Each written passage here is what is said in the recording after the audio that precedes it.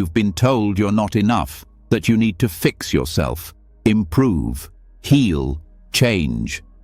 But what if that was never true? What if the part of you that's been searching, striving, trying so hard to become someone was already whole from the beginning? Why then do you still feel like something's missing? Why do you lie awake at night wondering if you're broken, if you'll ever feel truly at peace? Why do you carry shame, guilt, regret, like scars you can't wash off? The truth is, you've been looking in the wrong place. Peace isn't found in perfection. Freedom doesn't come from changing who you are. And healing isn't about becoming someone new. It's about remembering the self you abandoned, the self that was never broken to begin with. Buddhism holds the key. For thousands of years, teachers across mountains and centuries whispered the same truth. You are already enough. You don't need to chase enlightenment. You don't need to earn love. Beneath all your noise, beneath your fear, your self-doubt, your mistakes, there is a stillness, a purity, a wholeness. Tonight, as you listen to these teachings, something will shift. The pressure to be more will melt. The noise in your head will soften. And what's left is silence. The kind that heals. The kind that feels like coming home. You'll wake up lighter, not because life suddenly got easier, but because you'll stop fighting yourself. This isn't just something to fall asleep to. This is something to wake up from, ready to remember who you truly are. Let's begin. Before we begin, take a deep breath, not to calm down, but to feel. Feel the body you've been ignoring, the one you keep trying to improve, escape, or perfect. Feel the thoughts you've tried to outrun, the ones that keep returning when the room is dark and still. Feel what it's like to just be here. For once, not chasing, not fixing, not pretending. Because what you're about to hear is not a solution. It's a return. A return to what was never broken, never missing, never far away. And it starts now. The path you've been walking hasn't been wrong. It's just been incomplete. All the books, the late-night journaling, the quotes you saved and never looked at again, they weren't wasted. They were maps. But what if the place they were leading you to was already underneath your feet? That's the mystery the Avatamsaka Sutra quietly reveals. Not through rules or riddles, through a presence that can't be taught, only noticed. At the heart of this massive, shimmering Buddhist scripture lies a truth that almost feels like a trick. You are already what you seek, not metaphorically, not someday, right now, without needing to reach any spiritual milestone. The sutra never yells this. It doesn't demand you believe it. It simply shows a universe so deeply interconnected, so perfectly alive, that everything in it, yes, even your chaos, is already part of the awakening. But how could that be? How could someone so full of doubt, regret, insecurity, and confusion possibly already be whole? Because what you are is not what your thoughts say. It's not what your past tells.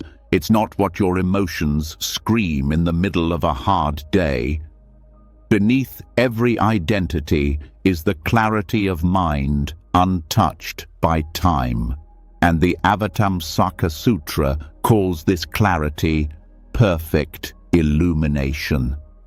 This isn't a glow you have to earn. It's not something awarded for being kind enough, wise enough, or disciplined enough.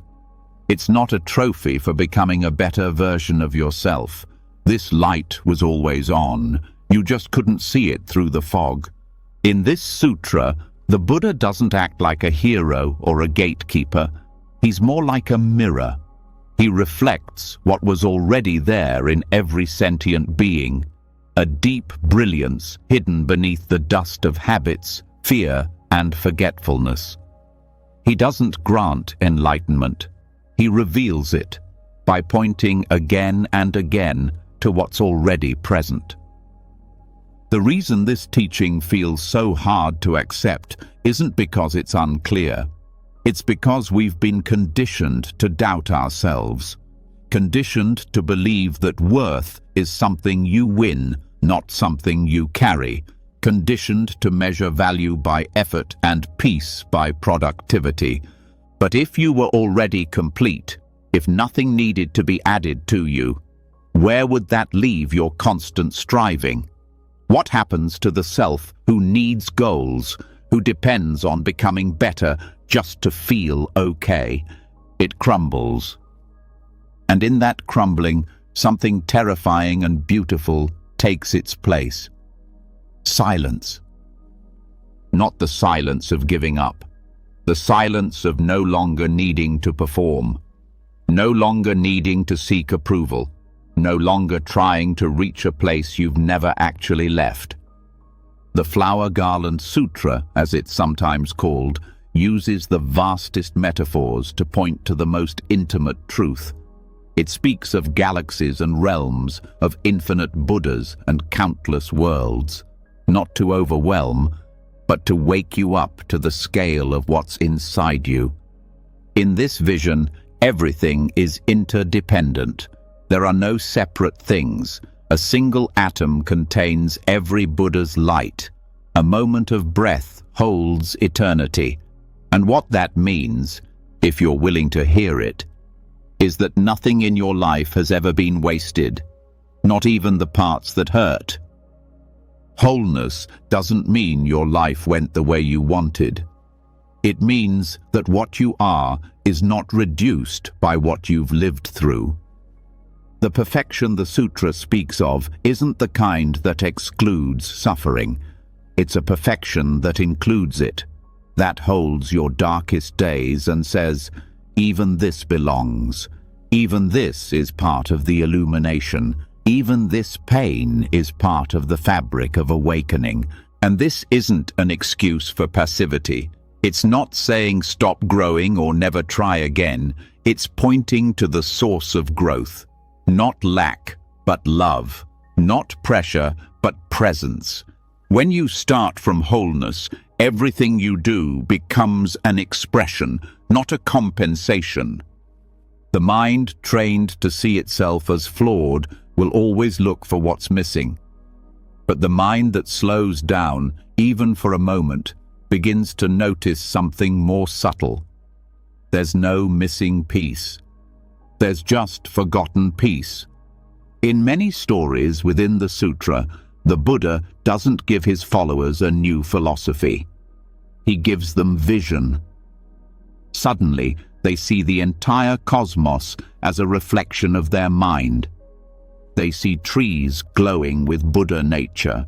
They see every being as a teacher, not because something changed outside, but because something shifted inside. That shift isn't loud, it's not dramatic. It's more like remembering something you knew as a child, but buried under adulthood, like waking from a dream and realizing your hands were never tied. Most of the time, we don't notice our own clarity because we're too busy fixing shadows. We try to rearrange pain, reframe failure, redesign ourselves into something we hope will finally be lovable. But the sutra reminds us the light isn't after the shadow. It's the very reason you can see it at all. This changes everything. It changes how you treat your thoughts. You don't have to win over them anymore. You don't have to drown in shame every time your mind spins or storms. You simply remember, this storm is not the sky. It changes how you treat your past. You stop dragging it forward like a chain. You stop trying to rewrite it or use it as proof that you're too damaged to be whole. The past is a ripple in the ocean, not a separate sea.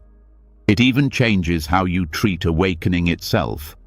You stop asking, how long will it take, and start asking, what part of me is already free? Because something in you is, right now, even if you don't feel it, and the more you sit with that, the more it reveals itself. This is what Zen later called the sudden path, the realization that awakening doesn't take time. It takes seeing, and the seeing happens in stillness, not in climbing some spiritual ladder, not in perfecting meditation, in the moment you stop running from yourself. One teaching in the sutra says that a single dust mote contains infinite worlds. Let that settle into your nervous system.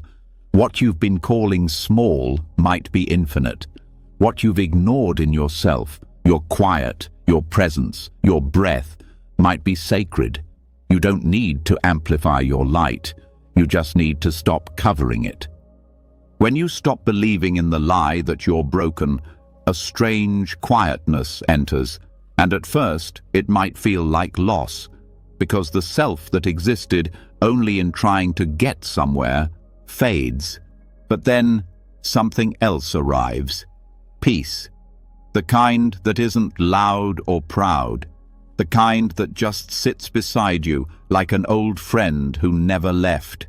Wholeness doesn't announce itself. It doesn't throw fireworks or give speeches. It just waits, patiently, while you look everywhere but inward. And when you finally look, really look, it doesn't scold you for being late. It says, welcome back. This is why, in the sutra, the entire universe bows to each being, not out of pity, but out of recognition. The same sacredness in the Buddha is in the child who doesn't know how to sit still, in the mother with regrets, in the old man afraid of dying. No one is disqualified, not by pain, not by mistakes, not even by doubt, because illumination isn't something that leaves. It just gets covered.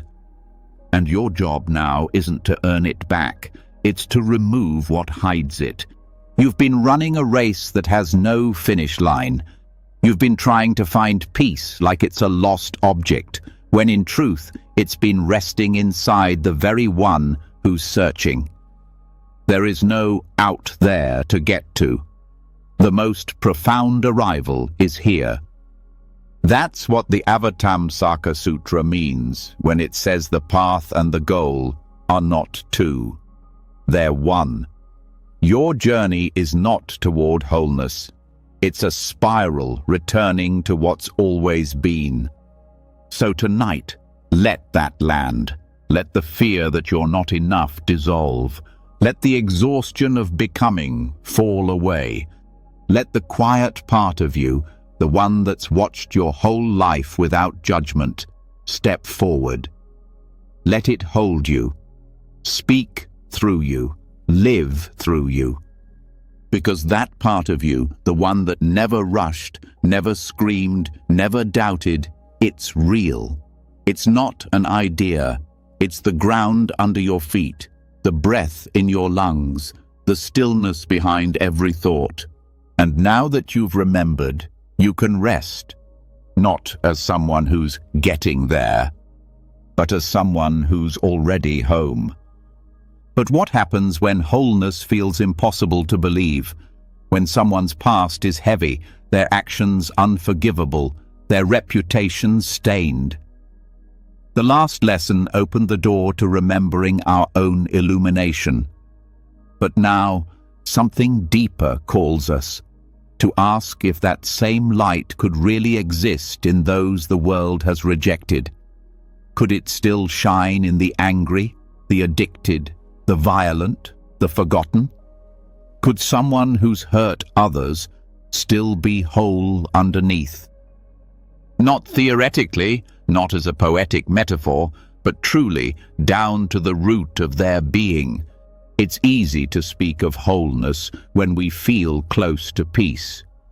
It's much harder when faced with stories that make us flinch, when history, culture, and our own instincts label certain people as irredeemable. But this is where Buddhist wisdom doesn't flinch. This is where it becomes fierce, not through punishment, but through radical compassion. Buddhist texts across traditions hold a quietly revolutionary claim that every being, no matter how lost or twisted their path, contains Buddha nature. This nature isn't earned. It's not awarded after a moral transformation. It doesn't wait for purity. It is already present, buried beneath karma, trauma, and layers of confusion. Even the vilest person, says the Mahayana tradition, holds the same seed of awakening as a fully enlightened being. The difference isn't in essence, it's in recognition.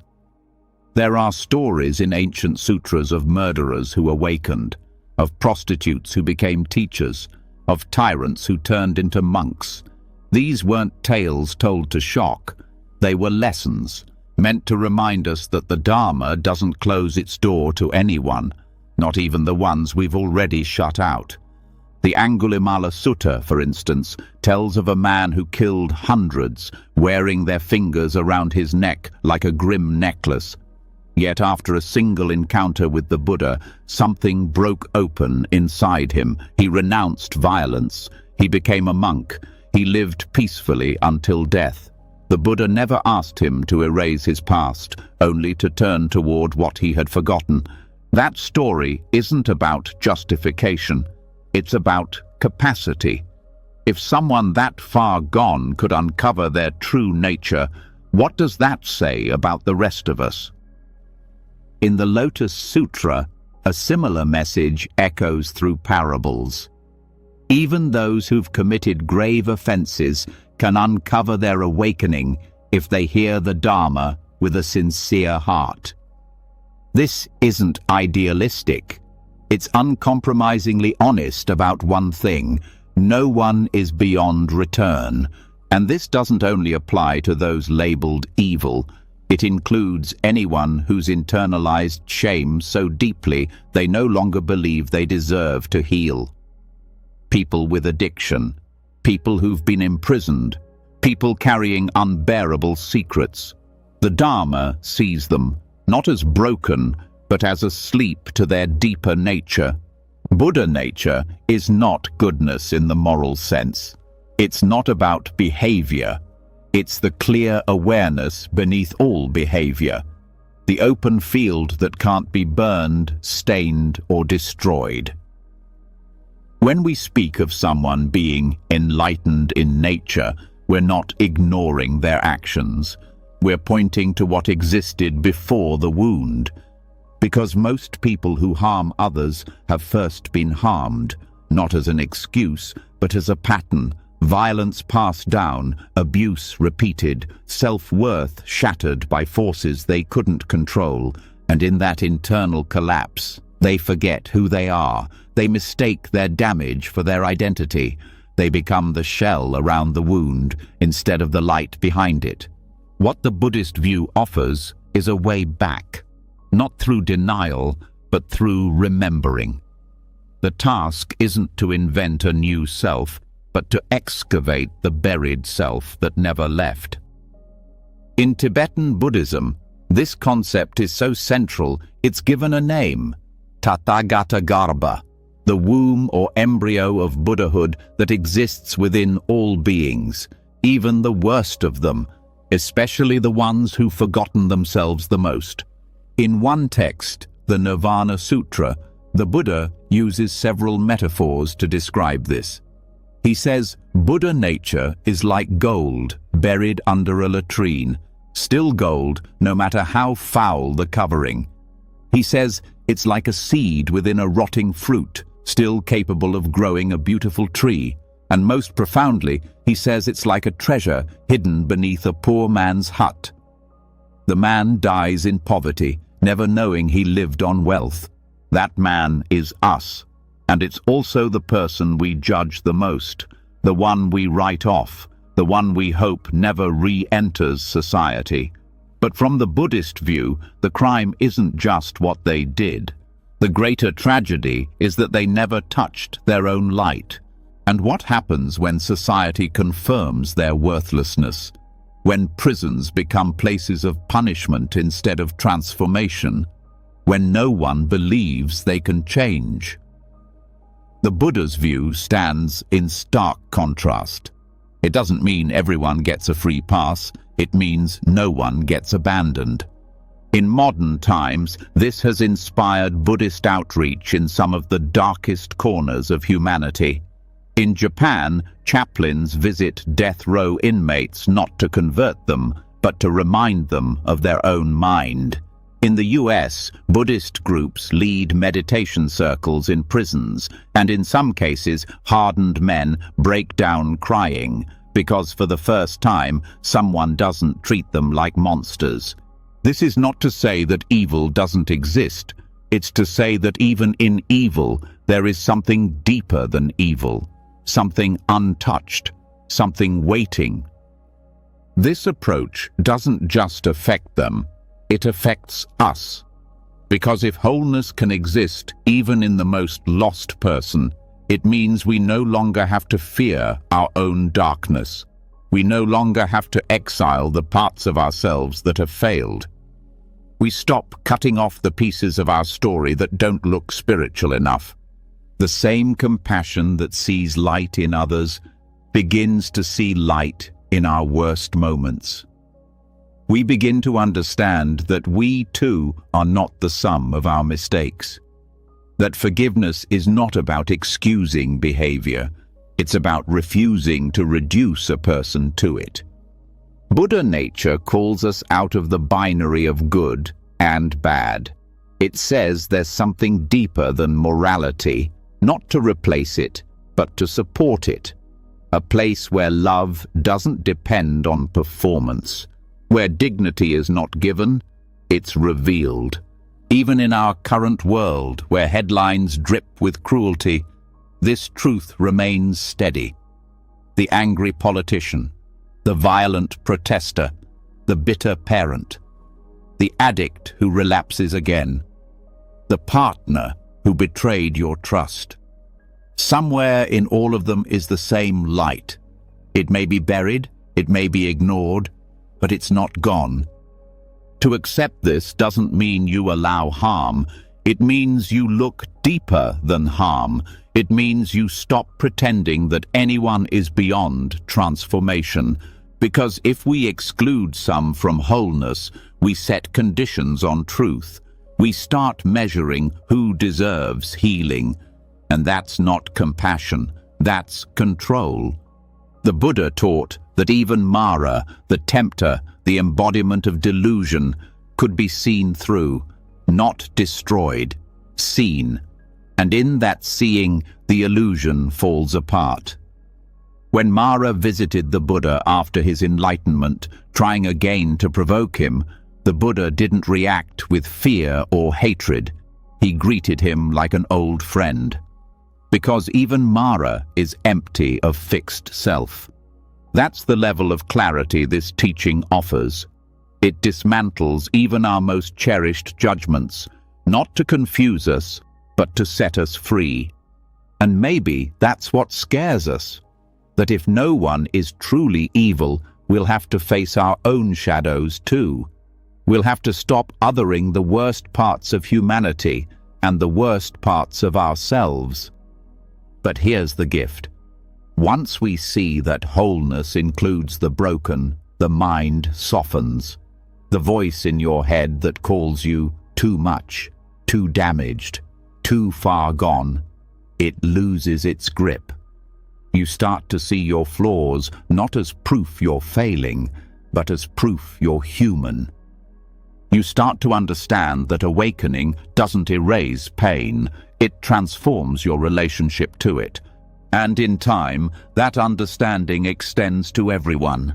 You begin to see beyond stories, beyond roles. You stop believing that goodness is reserved for the lucky few. You start to realize that awakening doesn't skip the wounded, it calls them first. So if there's someone in your life you can't forgive, start here. Not with the story, with the essence. Remind yourself that beneath everything you see, there is still Buddha nature, that even if they never awaken in this life, their essence remains pure, unstained, luminous. And if that feels impossible, start with yourself, because all judgment begins inwards. When you soften toward yourself, the world starts to look softer too, not because everyone changed, but because you did. You remembered something that had nothing to do with progress, nothing to do with perfection. You remembered that no being, no matter how far they've fallen, is outside the light. Not even you. If even the so-called imperfect carry the seed of awakening, then what does that say about the world that holds them? What kind of reality allows both cruelty and clarity, harm and healing, delusion and Buddha nature to coexist? We've seen that wholeness is hidden even in those we'd rather not forgive. But now, a harder question arises. What is it that holds all of this without collapsing? What kind of truth is wide enough to contain everything, yet grasp nothing? The answer is found not in form, not in personality, not in judgment or identity, but in what Buddhism calls sunyata, a word often misunderstood, misused, and feared, translated as emptiness, but meaning something far more expansive. Not a void, not a blank, not a black hole where meaning dies, but a field so open, so boundless, so unstuck, it can hold everything and become nothing. A presence without weight, a truth without shape, the very substance of liberation. To grasp what sunyata really means, we first need to release the instinct to define, because emptiness doesn't live inside concepts, it's the space between them. It's not a thing, it's the absence of false solidity. When we say something is empty in the Buddhist sense, we mean it doesn't have a fixed, independent, unchanging essence. It's not solid in the way the mind assumes. It's alive, interconnected, unpin-downable. A chair is not a chair by itself. It's wood, which was once tree, which was once seed, which needed sunlight, rain, soil, time, and human hands to become what it is now. Take away any of those, and the chair collapses. So is the chair truly a separate thing, or is it a temporary expression of many causes? Apply this to yourself. Are you a fixed self? Or are you a shifting event made of thought, body, memory, language, weather, upbringing, culture, breath? Who is the solid you that lives underneath it all? Look for it closely, and it disappears. But something remains. That something, fluid, vast, not owned, is the very ground of freedom. Sunyata is not saying nothing matters.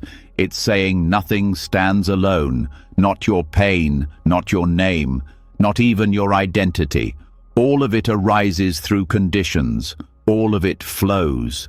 When you begin to see that, everything becomes less heavy, less personal, less tight. You no longer carry shame like it's your identity. It becomes a weather pattern. It comes, it goes, it teaches, it fades. The same goes for joy, for grief, for the story you keep repeating. None of it is solid. It only feels that way when you cling to it. And this clinging is where suffering begins. We suffer not because things are empty, but because we keep trying to make them solid. We hold on to identities that hurt us. We cling to narratives that lock us in. We freeze people into villains or heroes, forgetting they too are in flux. And in doing so, we miss the truth. Nothing you experience can be possessed because nothing is permanent. This is not a tragedy. It's freedom. The heart of sunyata is not nihilism, it's aliveness. The flower is beautiful because it will fade. The breath is precious because it can't be stored. The moment is luminous because it will never return. Emptiness allows presence, because when you stop holding on to what isn't real, what's left is what's actually here. When the Buddha taught emptiness, he wasn't giving a philosophy to argue over. He was offering a key to end suffering. Because every attachment we suffer under is based on the illusion of solidity. We think we are our name, our status, our mistakes, our habits, our pride, our wounds, but these are just temporary clusters of causes. They aren't the self, because the self is not a noun, it's a verb. You're not a thing, you're a happening. And once you know this, not just intellectually, but directly, you begin to relax, not in a passive way, but in a wise way. You stop fighting so hard to control what cannot be controlled. You stop defending a self that was never truly threatened. You stop needing to be perfect, because you realize that what you are is not stuck in any form. This is where wholeness through sunyata comes alive. Because if nothing has fixed essence, then everything has potential. If there is no solid self, there is also no broken self. There is just the present flow of causes meeting this moment, creating new possibilities. No one is doomed by their past. No one is locked in identity, because no identity is absolute. Even your suffering is empty. That doesn't mean it's not real. It means it's not ultimate. It arises. It has causes. It can change. It doesn't define you. It passes through like a wave through water. And if you are the water, not the wave, then nothing that passes can destroy you. This is why emptiness is described as luminous in certain Mahayana texts. Not dark, but radiant. Not absence, but clarity. Because in the absence of fixed ideas, the world becomes soft, open, available. The tightness around the heart loosens. The labels fall away. And what's left is something wordless, but full. In the Heart Sutra, one of the most revered texts in Mahayana Buddhism, the famous phrase declares, "Form is emptiness, emptiness is form." These are not opposites. They are two sides of the same coin. Your body, your voice, your fears, all of them are form. But their nature is empty. And because they are empty, they are free to appear, shift, and dissolve. This is what makes healing possible. If everything were fixed, then nothing could change. But because all things are empty of inherent self, they can transform.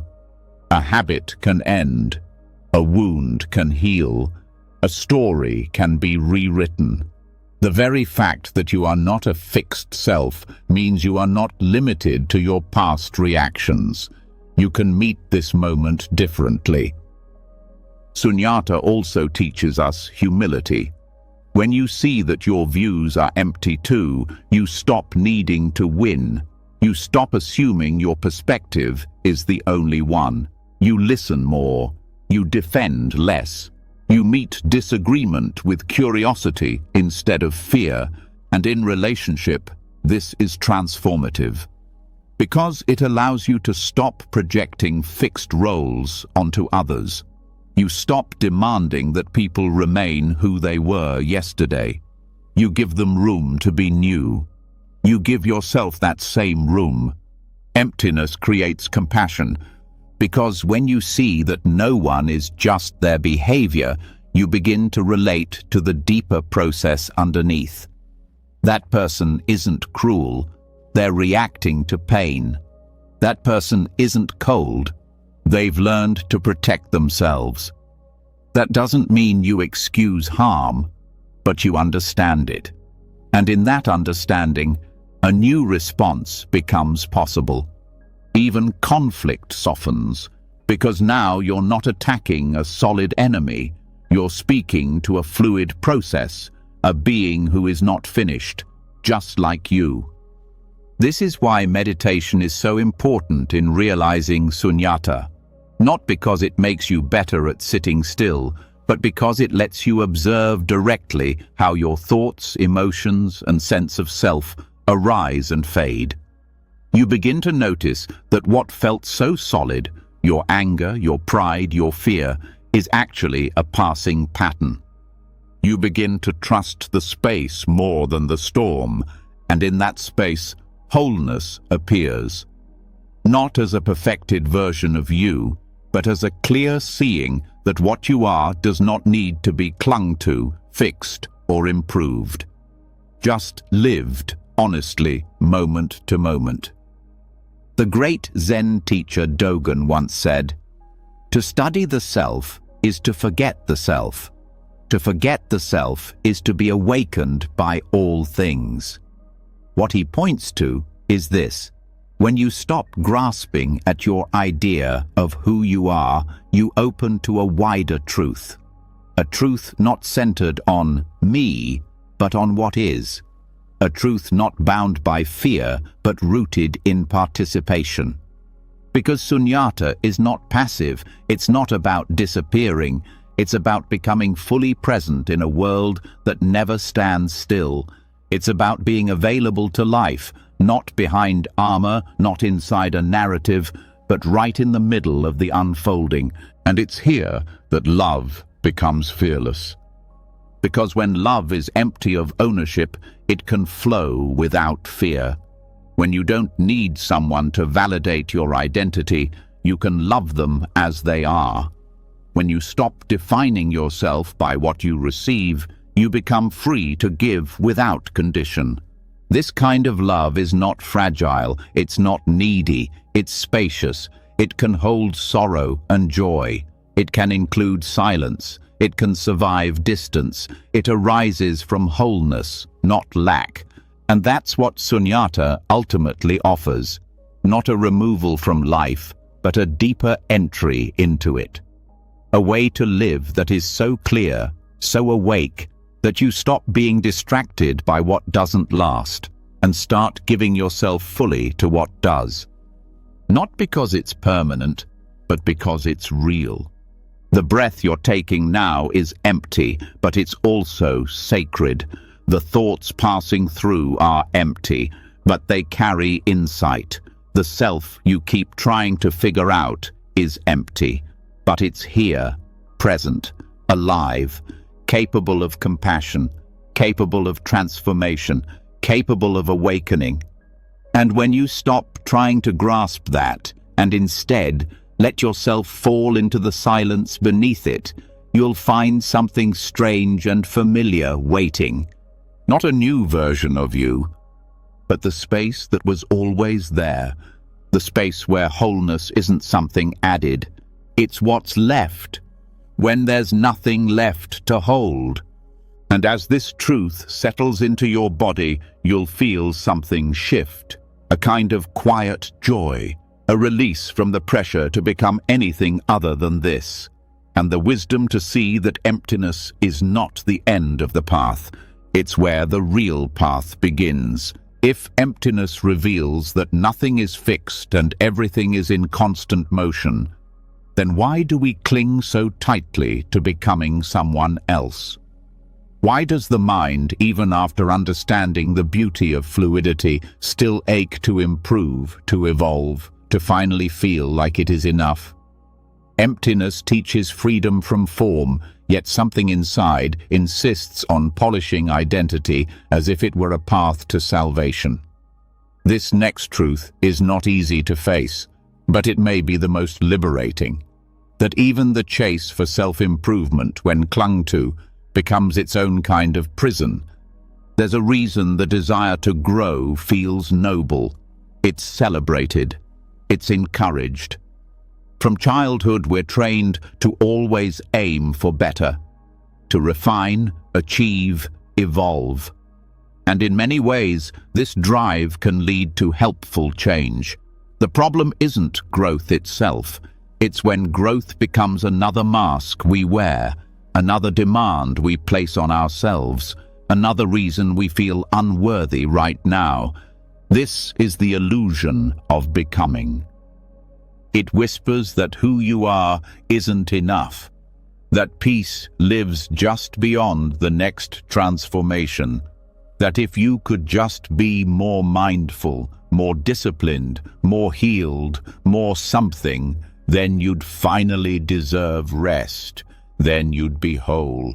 But in truth, this belief is the very thing keeping you in suffering, because every time you reach a new level, the mind creates another one. Every time you heal something, a new flaw is found. The horizon keeps moving, and so you never arrive. The Buddha saw this clearly.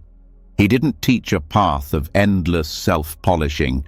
He taught a path of release, not from effort, but from attachment to outcomes, not from growth, but from the identity that demands constant proof it's improving. That identity becomes a subtle tyrant. It's dressed up in spiritual language, therapy speak, positive thinking, but it still says the same thing. You're not quite there yet. It doesn't matter whether the goal is enlightenment, success, or becoming your best self. The danger is in believing that your value depends on reaching it. This is how self-improvement turns into self-abandonment. Because in trying so hard to become someone new, you forget how to be with who you are now. Buddhist practice doesn't say, don't grow. It says, stop clinging. Stop needing the future version of yourself to redeem the present one. Because the obsession with fixing yourself often comes from the belief that you're fundamentally broken. That belief doesn't dissolve with achievements. It dissolves with attention. Attention is different from obsession.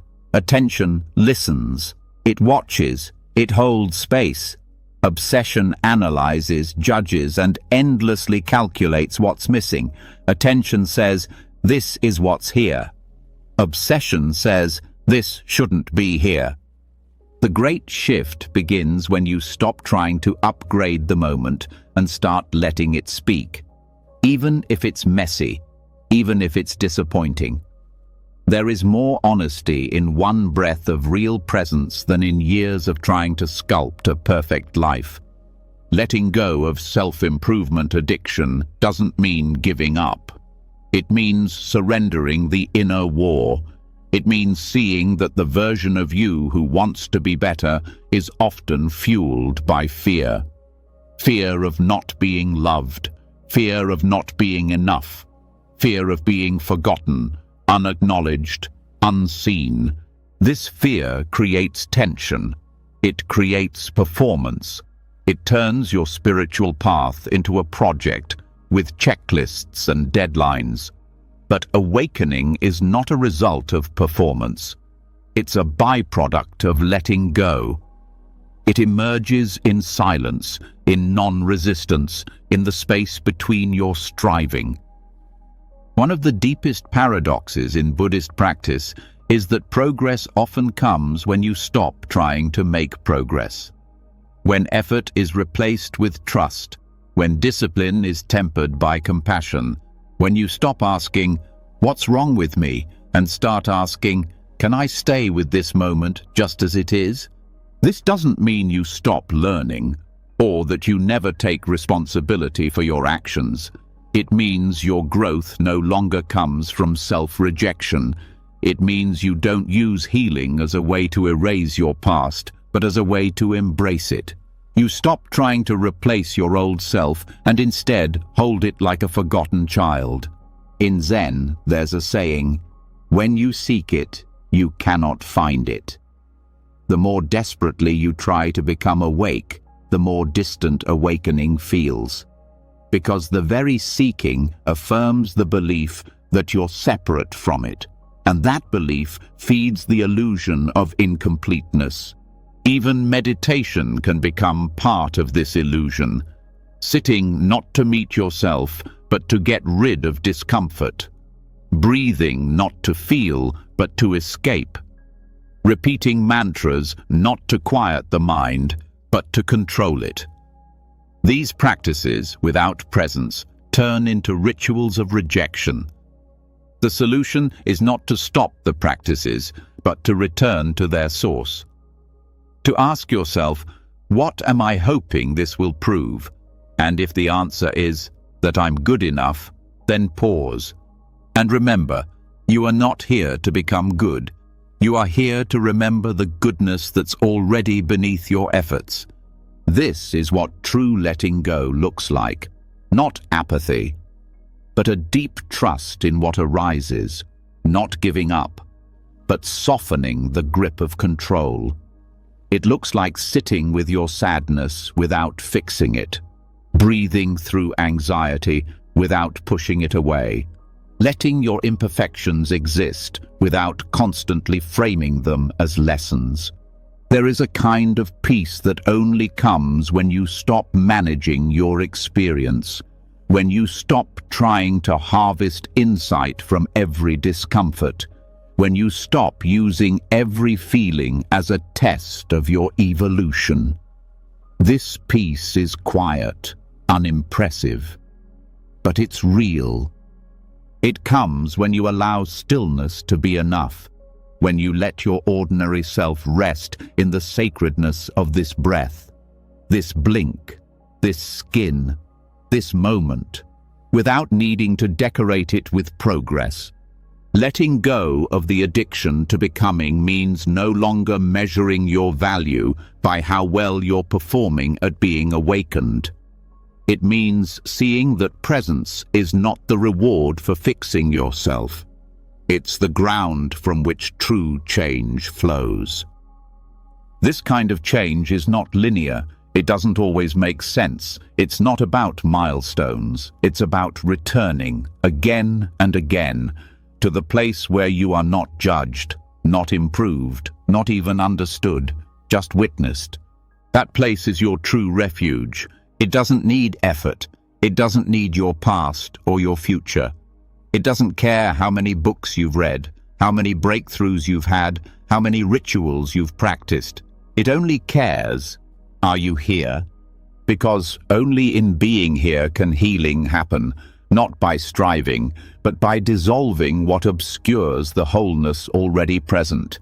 The striving mind cannot see this. It believes that safety comes from control, but presence reveals a different truth. That safety comes from surrender, that freedom comes not from reaching the top of the mountain, but from realizing the ground beneath your feet has been sacred all along.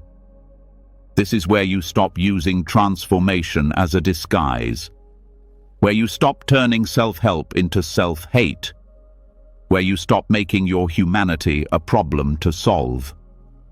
You are not a problem. You are the awareness that sees problems arise and pass. You are not your wounds. You are the space that holds them. You are not your history. You are the silence beneath it. When you let go of becoming, you return to being. And being isn't static. It's not boring. It's not the end of ambition. It's the beginning of something deeper. A life rooted in clarity, not pressure. A life moved by compassion, not comparison. This life doesn't need you to be your best self. It needs you to be your real self. And that realness is not waiting on improvement. It's waiting on your permission to just be. So stop waiting. Let it begin here. When striving dissolves and the need to become fades, what remains is not silence in the absence of sound, but a silence that listens, responds, knows.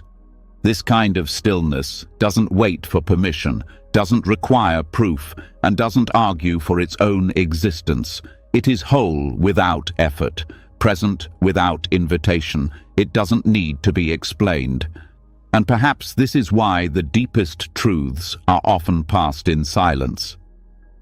Long before words try to capture wisdom, something more honest moves between hearts. A glance, a gesture, a breath. This is where Zen begins, not with explanation, but with transmission. In the Zen tradition, the most transformative teachings are not spoken. They are not contained in books or scriptures or even sermons. They are transmitted directly, wordlessly, from teacher to student, mind to mind, presence to presence. It's not that Zen dismisses language, it simply knows its limits. It knows that what the heart needs most cannot be reduced to definition. There is a phrase that Zen holds at its core, a special transmission outside the scriptures, not founded upon words or letters, pointing directly to the human mind, seeing one's nature, and becoming Buddha. This is not poetry, it is practice. It points to the fact that realization is not something taught, it is something revealed in stillness and remembered in the space between thoughts. In many of the earliest Zen stories, the masters didn't lecture. They didn't try to convince. They used paradox. They used presence. They used silence. The most famous example is when the Buddha himself, surrounded by followers eager for his teaching, simply held up a flower. He said nothing. The crowd was silent. But one disciple, Mahakasyapa, smiled. In that moment, something passed between them. Not a lesson, but a recognition. That smile was the first silent transmission in Zen. It was the moment where truth leapt past the tongue and landed straight into the heart. What was transmitted? Not information, not philosophy, but wholeness. The kind that doesn't arrive because of learning. It emerges when all learning stops. Zen doesn't ask you to become better. It asks you to see clearly. And clarity often begins when words are no longer trusted to carry the full weight of what you are. This is why Zen koans, those strange and unanswerable riddles, are used, not to teach you facts, but to exhaust your need to explain, to bring the thinking mind to stillness and let awareness speak for itself. Because the truth Zen reveals is already in you, but your concepts stand in front of it. Your ideas about who you are, your ideas about enlightenment, even your ideas about Zen. These become veils, and words, if not treated carefully, reinforce them. That's why many Zen masters are known for doing the unexpected, striking the floor, laughing at questions, staying silent for hours. These gestures aren't distractions. They are reminders that nothing you are looking for is outside of your own seeing, that what you need is not more thought, but more presence. In the presence of a teacher who is deeply rooted in this awareness, something shifts. You begin to feel what the words cannot say, not as instruction, but as recognition. The teacher is not giving you something. They are showing you what you've been carrying the whole time. Their silence is not empty. It's full of seeing. This is why Zen often seems difficult to grasp. It's not that the teachings are confusing, it's that they ask you to let go of the need to grasp. They are not meant to be figured out. They are meant to undo the part of you that thinks awakening must be earned or proven. When the mind quiets, something ancient wakes up. A kind of knowing that existed before your name, before your beliefs, before language. It doesn't argue. It doesn't seek approval. It just sees. That seeing is wholeness. and it can't be transmitted by explanation, only by being. In Zen, the master doesn't present themselves as superior. They are simply someone who has seen through the illusion of incompleteness. They've stopped performing, stopped striving, stopped trying to decorate emptiness with identity, and in their quiet presence that same clarity begins to echo in others. This kind of transmission is not mystical. It's natural. It's what happens when someone deeply at peace sits with someone still in turmoil. The peace doesn't push, it doesn't fix, but it creates a field where the other can relax, where defenses soften, where self-improvement fades, and truth arises, not from study, but from recognition. That recognition might be sudden, or it might take years. It doesn't matter. The transmission is not measured in time. It's measured in depth. It's not about memorizing teachings. It's about being so present that the teachings become unnecessary. Wholeness doesn't arrive through study. It appears when the need to explain disappears. This is why silence is so powerful. Not because it's empty, but because it's full of presence. In many Zen monasteries, practitioners sit together in silence for hours each day. They don't talk about their breakthroughs. They don't debate ideas. They just sit. And in that sitting, the layers begin to fall away. The need to improve, the desire to become, the urge to define. All of it slows down until only this breath remains. In that breath, something opens, and what it reveals cannot be spoken. It can only be lived. The beauty of silent transmission is that it doesn't exclude anyone. You don't need to be clever. You don't need to be spiritual. You don't even need to believe in anything. All that's needed is the willingness to sit, to listen, to stop pretending you don't already know, because you do. There is a part of you that has never forgotten, never left, never needed fixing. It's the part that watches the thoughts rise and fall, that feels the breath without judging, that hears the silence behind the noise. This part of you doesn't speak in language, it speaks in being. Zen meets you there. It doesn't say, try harder. It says, let go. It doesn't ask, what's next? It asks, what's here? And in answering that question, not with words, but with attention, something shifts. The mind softens, the heart opens, and the self that was so desperate to improve begins to dissolve, not into nothingness, but into stillness. The same stillness passed down for centuries, not through books, but through presence, not through debate, but through sitting, not through answers, but through surrender.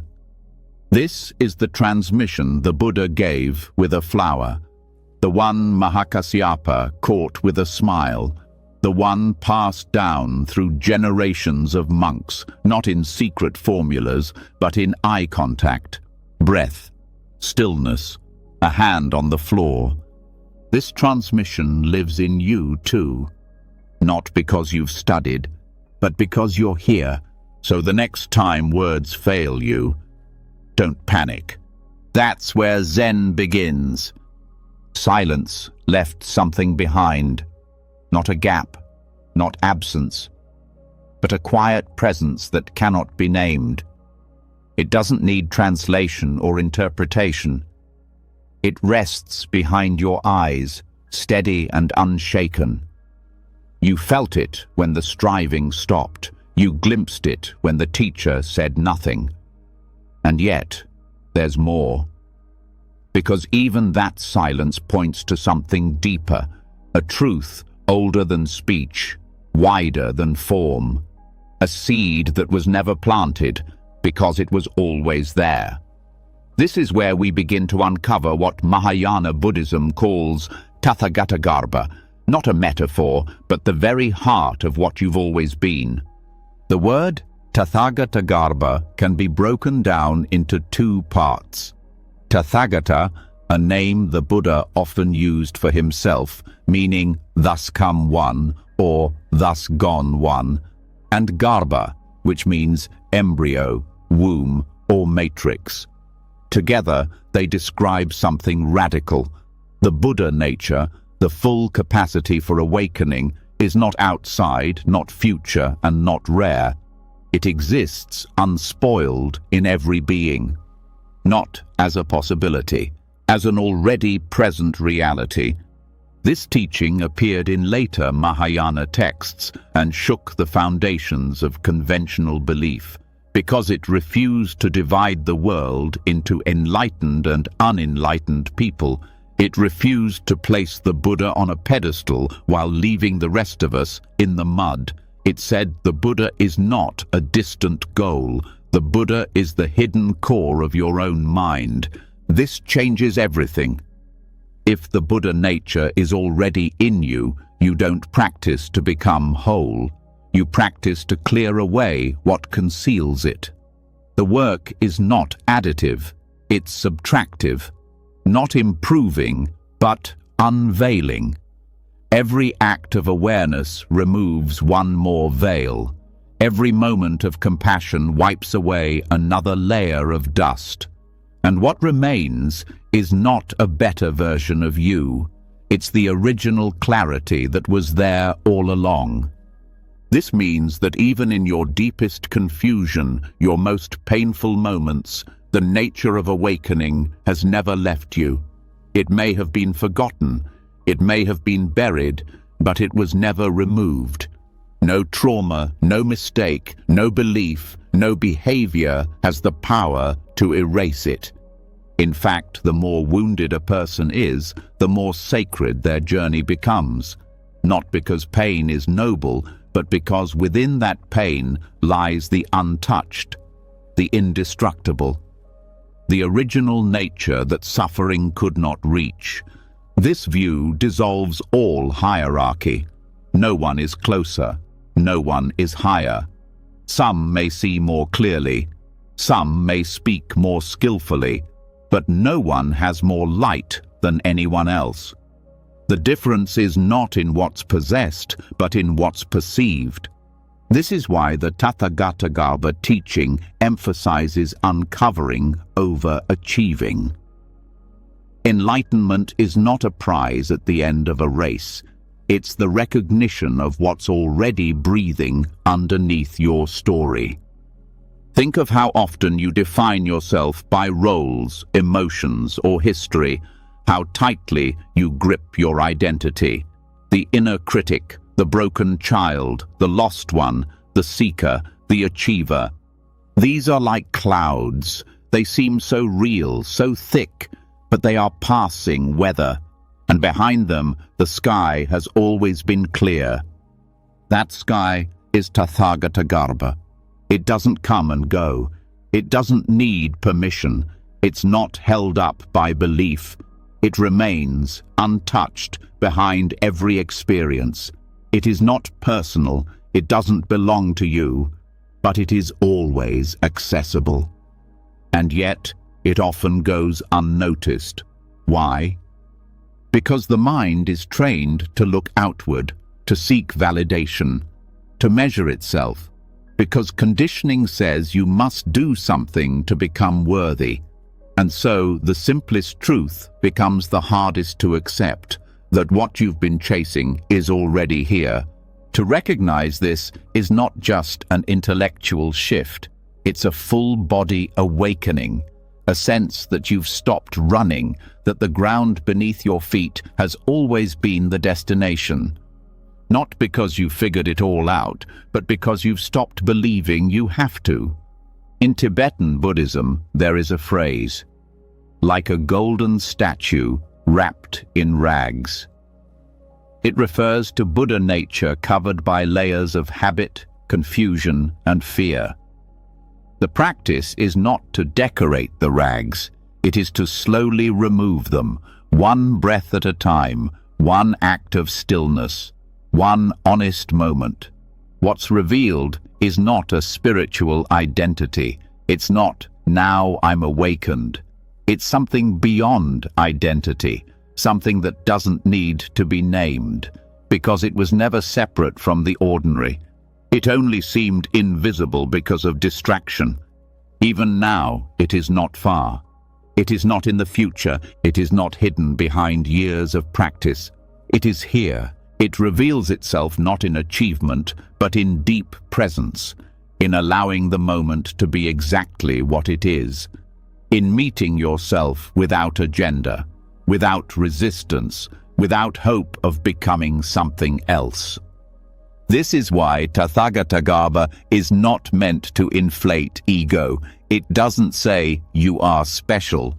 It says everyone holds the same nature.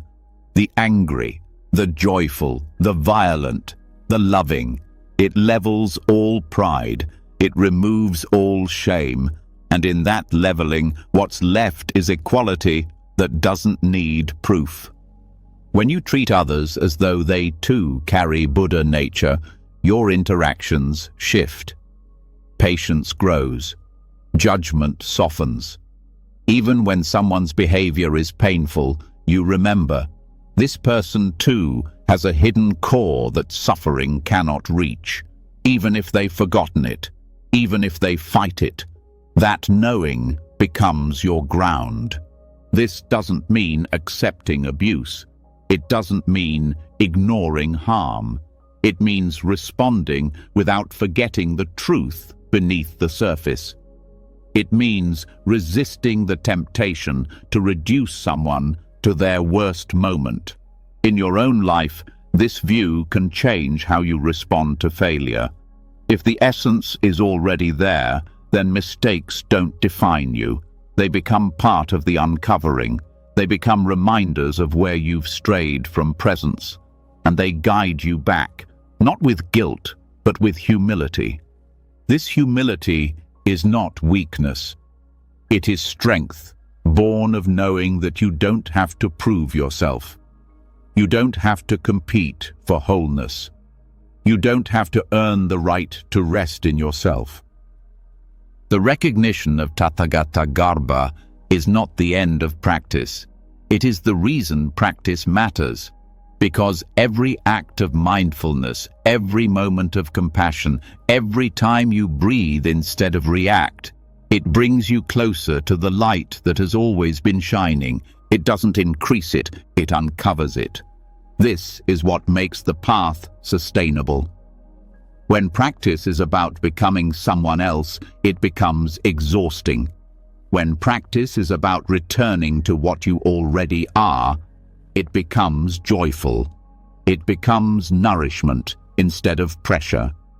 The teachings that support this view often use poetic language, mirrors, hidden treasures, seeds. Not because they are vague, but because they are pointing to something that cannot be pinned down. The essence is not an object. It is the ground of seeing itself. It can't be held, only lived.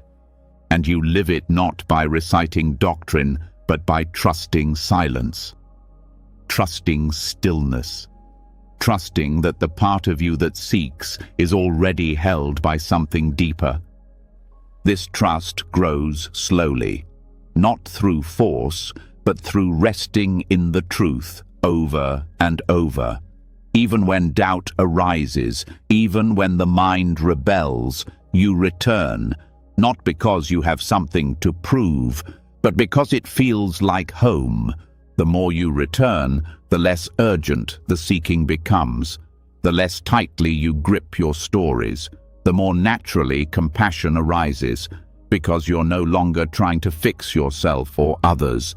You're simply responding from what's already whole. And that response, clear, simple, grounded, is the voice of Buddha nature speaking through your life.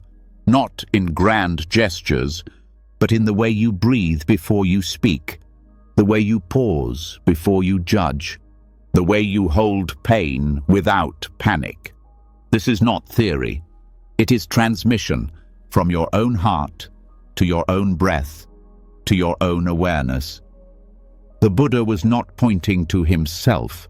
He was pointing to you, to the part of you that needs no improvement, to the part that knows without words, that sees without struggle, that loves without demand. It has always been there. Now is the time to uncover it. If what you are is already whole, already luminous, already present beneath the surface of every breath, then why does the search continue? Why, even after hearing that the Buddha nature has never left you, does the mind still grasp for more, still chase the next breakthrough, the next glimpse of clarity, the next experience to confirm what it already knows deep down? This is where the path folds back on itself, where the final obstacle is the very act of seeking. Not the kind born from longing, but the kind that assumes something is missing. And in the Dzogchen and Chan traditions, this subtle seeking is the last veil between you and the truth that never moved. At this point, the most radical teaching of all emerges. Stop looking. This doesn't mean abandoning sincerity. It doesn't mean apathy. It means understanding that the very act of chasing truth keeps you one step away from resting in it. Seeking implies a separation. It imagines a gap. It fuels the story that the present moment is not enough, that your awareness is still too dull, that something more refined, more sacred, more permanent must be found. But what if this is it? The Dzogchen tradition, rooted in Tibetan Buddhism, calls this direct recognition. It doesn't invite you to build elaborate systems or purify yourself over decades. It tells you clearly and without hesitation that your awareness in this very moment is already complete. It cannot be improved. It cannot be corrupted. It can only be overlooked. And it is overlooked, not because it's hidden, but because seeking keeps pulling the gaze away from what's here. The teachings speak of Rigpa, the clear, open, non-dual awareness that knows itself without thought. This awareness isn't created. It's revealed the moment grasping stops. Not reduced grasping, not controlled grasping. Stopped. This is why non-seeking is not about doing less. It's about doing nothing extra. Letting awareness rest in itself. Not reaching forward, not reaching back, not identifying with the one who is trying to wake up, because the one who seeks awakening is often the one who's most in the way. Dzogchen doesn't ask you to fix your thoughts. It doesn't ask you to replace them with better ones. It simply says, look at the awareness that's noticing the thought. Rest there, before the reaction, before the evaluation. Just rest. In Chan Buddhism, which shares much of its spirit with Dzogchen, this same instruction is echoed through different metaphors. The clear mirror, the wind through trees, the moon in still water. These are not poetic decorations. They are precise descriptions of mind when it is no longer driven by grasping. Chan says, stop trying to get enlightenment. Stop making it another object in your collection. Because the moment it becomes something to achieve, you lose the thread. You turn what's immediate into a future goal. You forget that the treasure is already in your pocket. This is the paradox. The very desire to awaken is what obscures awakening. The more desperately you look, the less you see. The more you try to hold the moment, the more it slips. And yet, when you stop grasping, even for a heartbeat, what you've been searching for floods into view. This doesn't mean there's no value in practice. It means practice must be grounded in surrender. Meditation in this view is not effort, it's release. It's not counting the breath to tame the mind. It's letting the breath pass freely while noticing what's never moved. This noticing is not thinking, it's prior to thought. It is so quiet, so ordinary, that it often goes unnoticed. People overlook it because they expect fireworks. They expect drama. But awareness doesn't shout. It's not trying to impress you. It's just here. When the mind is very still, you see it. You see that you don't need to do anything to be aware. That thoughts arise, feelings surge, stories unfold, but awareness never changes. It holds all of it. And it doesn't judge. It doesn't choose. It doesn't prefer. It simply reflects. And here's the twist. That reflection is not passive. It's alive. It responds. It expresses itself as wisdom, as compassion, as silence. But it only flows freely when it's not being managed by the seeker. The seeker wants to improve, to control, to perfect the experience. But true awareness wants nothing.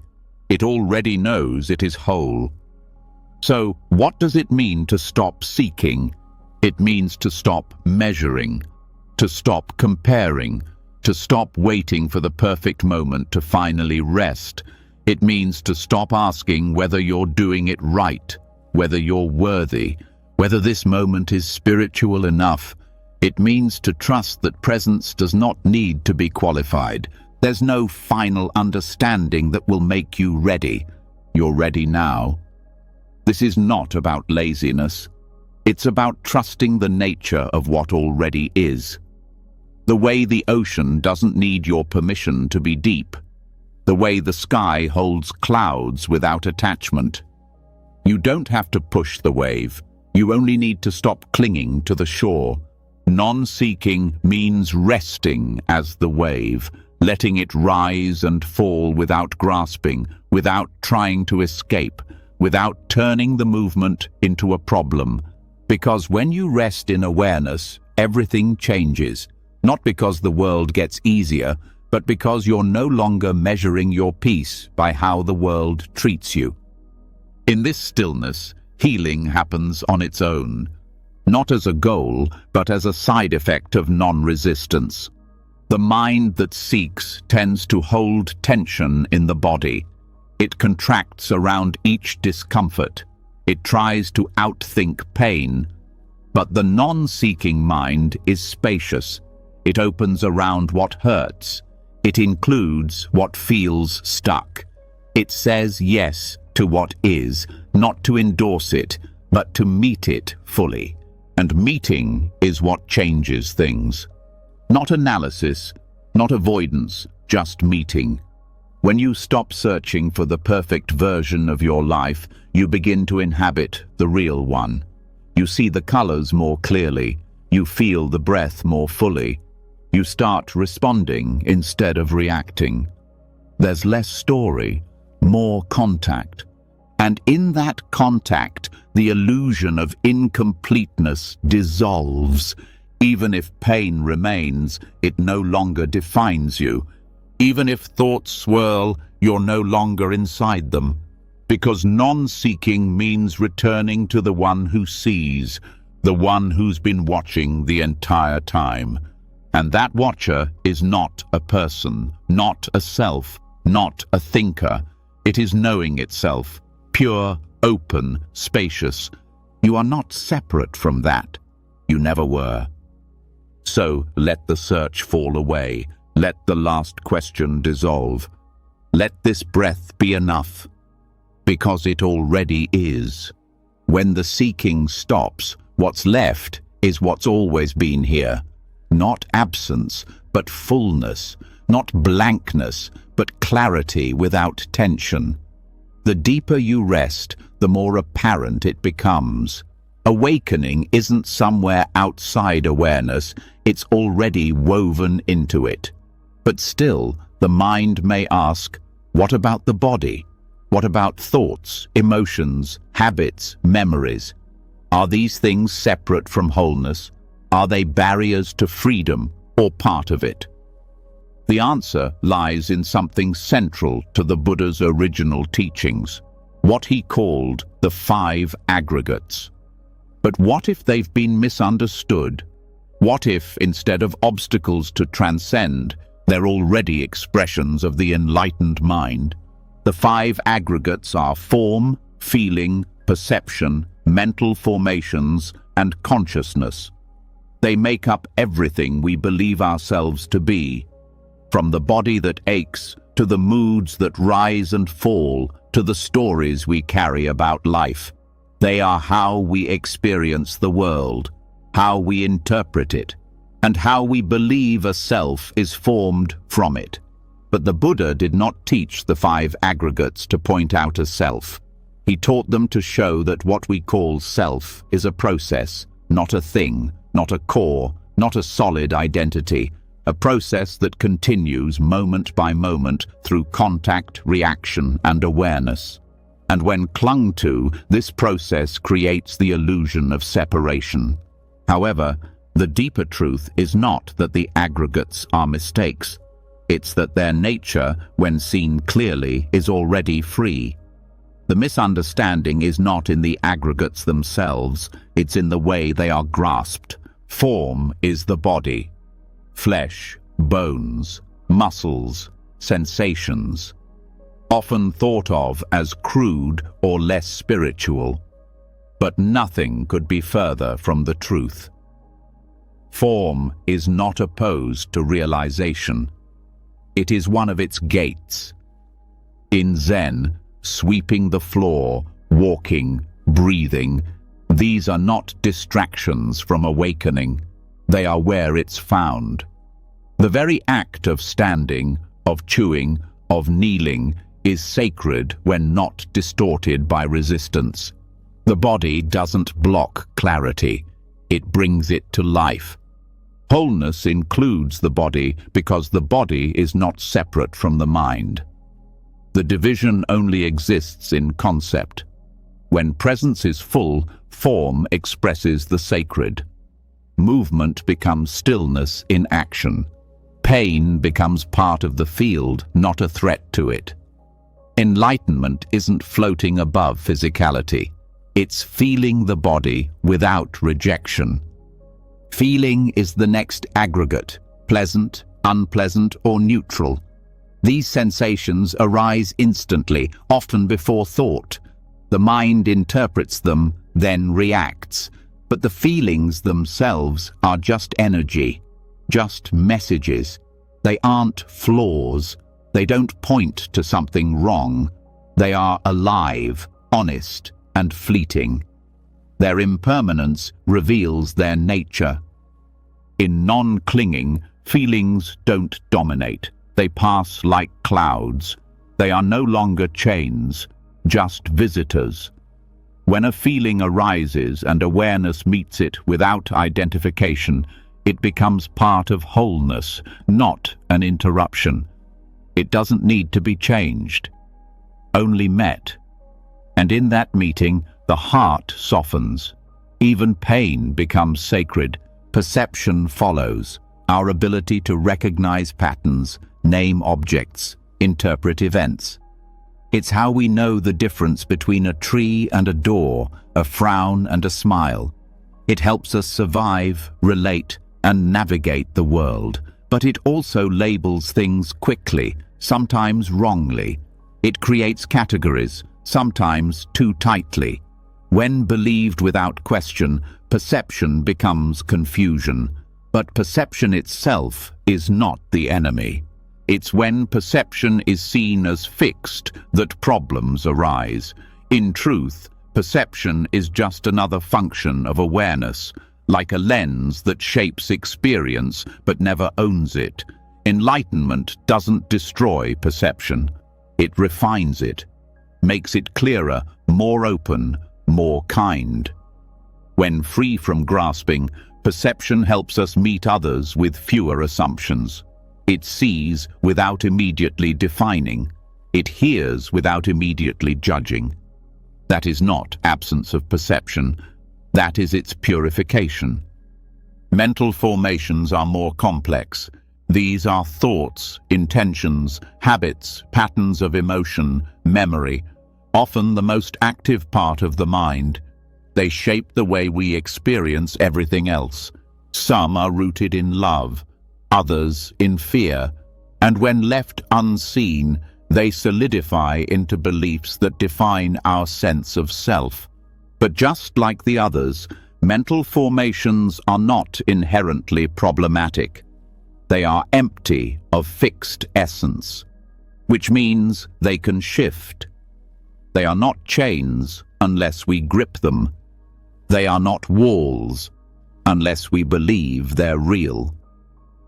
A thought that arises and passes is no threat. It becomes dangerous only when mistaken for the truth. When a thought is seen as a thought, it loses its sting. It's not erased. It's just no longer the director. It becomes another part of the field of experience, neither praised nor feared. Mental formations in their true nature are like ripples, reflecting the deeper mind, but not binding it. Consciousness is the last aggregate, the awareness of sensory contact, the knowing of a sound, a touch, a smell. In its untrained state, consciousness clings to what it perceives. It fuses with experience. It builds identities out of fleeting impressions. But in its purified form, consciousness reflects without grasping. This is where the aggregates begin to dissolve their boundaries. Because consciousness, when no longer driven by craving, begins to shine through all experience. It's not different from the clarity spoken of in Dzogchen. It's not apart from the mirror mind of Zen. It's the same capacity to know, to feel, to include, all without possession. Together, these 5 aggregates form the basis of what we think we are. But they are not problems to escape. They are expressions of reality. The misunderstanding comes from believing they define a self. The freedom comes from realizing they are empty, impermanent, and yet fully whole in their unfolding. The enlightened mind doesn't reject the aggregates. It doesn't float above them. It moves through them without entanglement. It uses the body, feels sensations, recognizes patterns, watches thoughts, perceives consciousness, and yet remains unstuck. Not because it avoids, because it includes. This inclusion is what makes freedom accessible in every moment, not only on the cushion, not only in silence, but in the chaos of a busy street, the tightness of heartbreak, the confusion of change. Every part of experience is made of the aggregates, and every aggregate, when held with awareness, becomes the field of realization. The teachings don't ask us to get rid of our humanity. They ask us to meet it fully, to see that the very things we thought disqualified us, the aches, the emotions, the spinning mind, are the places where wholeness is waiting to be seen. When you stop pushing the aggregates away, they open. They reveal their fluid nature, their transparency. They become windows instead of walls. And through those windows, light pours in, not from outside, but from the space that was always there. This is not philosophical comfort. It's practical liberation. It means you don't have to wait for your body to be calm before you rest in truth. You don't need your emotions to be balanced, your thoughts to be quiet, your mind to be still. You need only to stop mistaking these things for who you are. You are the field in which they rise, and the field is not broken. It's awake, always. If even your thoughts, feelings, and form are already part of wholeness, then what about pain? What about the grief that arrives without warning, the betrayal that splits the heart open, the anxiety that lingers even in stillness? It's easy to speak of presence when the body feels light and the mind feels calm. But what happens when suffering comes? Does wholeness disappear? Or is it still there, quiet, intact, beneath the weight of sorrow? This is where the teaching of the second arrow offers something that changes how we see everything. Not a solution for pain, but a doorway into the truth that pain never erases what's real. The Buddha once explained suffering through a simple but profound image. He said that when someone is struck by an arrow, it hurts. That is the first arrow. Life, being what it is, brings discomfort, loss, physical pain, emotional hurt. But then comes the second arrow. This one is different. It is self-inflicted. It is the mental reaction, the resistance, the story layered over the pain. The second arrow is the judgment, the fear, the shame, the rumination that follows the original wound. And this is the one that causes the most suffering. The first arrow is inevitable. The second is optional. This doesn't mean you should be indifferent to pain. It means that pain is not the problem.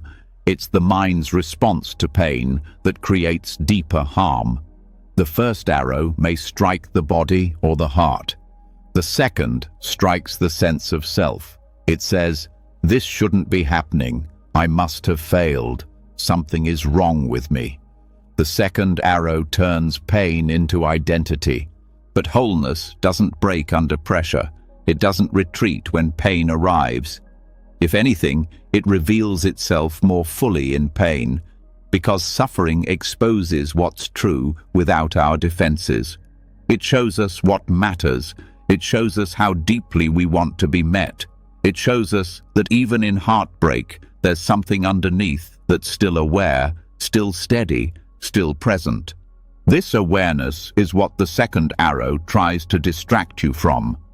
Because the mind wants to manage pain, explain it, protect against it happening again. So it turns toward blame, guilt, fantasy, comparison, withdrawal. These reactions may feel protective, but they add another layer between you and presence. The teaching is not about silencing emotion. It's about seeing clearly what belongs to pain and what belongs to resistance. The tear in the eye, the heaviness in the chest, the ache of loss. These are part of the human experience. They are not failures.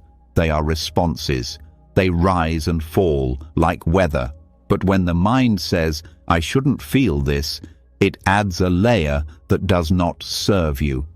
That's the second arrow.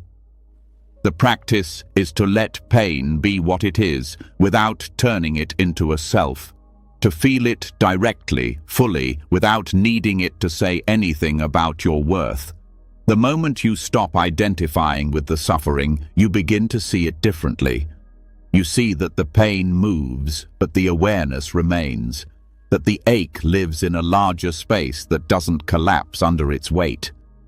Wholeness is that space. It includes the grief, the anger, the regret, but it is not reduced by them. The essence of who you are, the awareness that sees, has never been wounded. It holds the experience, but is not defined by it. This is not to deny the reality of trauma or hardship. It is to say that even in the darkest moments, something in you has remained untouched. This untouched part is not separate from the suffering. It is the container in which the suffering appears. And when you rest in that container, even for a moment, something opens. The pain may not vanish, the situation may not change, but your relationship to it shifts. It becomes part of life, not the end of it. This is what makes the second arrow so important to understand. Because in letting go of the second arrow, you don't escape pain. You escape the illusion that pain is your identity. You stop wearing it like a badge or hiding it like a secret. You let it move through you, and in doing so, it loses its grip. There is dignity in this, a quiet strength. Not the strength to fix everything, but the strength to stay present even when you can't. That paradox is at the heart of this teaching. You do not need to overcome suffering to be whole. You are whole while suffering moves through you. This view changes how we see others too. When someone is in pain, we often rush to solve it, to advise, to fix. But often, what they need is simply presence, not words, not theories, just the warmth of someone who isn't flinching, who isn't pulling away.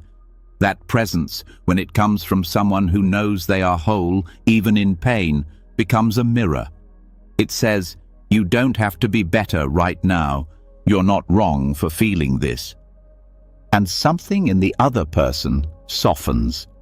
The second arrow creates isolation. It says, I'm the only one like this. I'm too sensitive. I should be stronger. The release of the second arrow reconnects you to humanity, to everyone who's ever sat in darkness and doubted their light, to every breath shared in silent suffering. Even in the most painful states, rage, despair, shame, the second arrow can be paused, not through force, but through recognition. You notice the extra story, the added judgment, the familiar narrative of unworthiness, and instead of feeding it, you breathe, you listen, you let the pain be pain without letting it define the whole moment. Over time, this becomes a new habit, a deeper trust, not in outcomes, but in presence. You trust that being here, with what is enough. You stop demanding that pain teach you something. You stop needing it to justify itself. You let it exist. And in that space, you notice something beneath it, something steady. This is the true gift of understanding the second arrow. It's not about avoiding pain. It's about recovering your relationship to it. Seeing that what hurts doesn't have to turn into suffering. That hurt can be part of the story without taking over the whole book. When you rest in that understanding, the next painful moment doesn't become an emergency. It becomes part of the rhythm of life, not welcomed, but not feared, not denied, but not exaggerated. You learn to meet it with honesty, and that honesty is what reveals the wholeness that never left.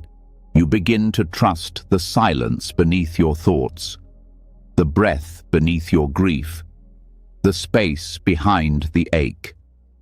You stop asking pain to validate your path. You start allowing it to move through you without resistance. In that movement, you remember something important. You are not the wound.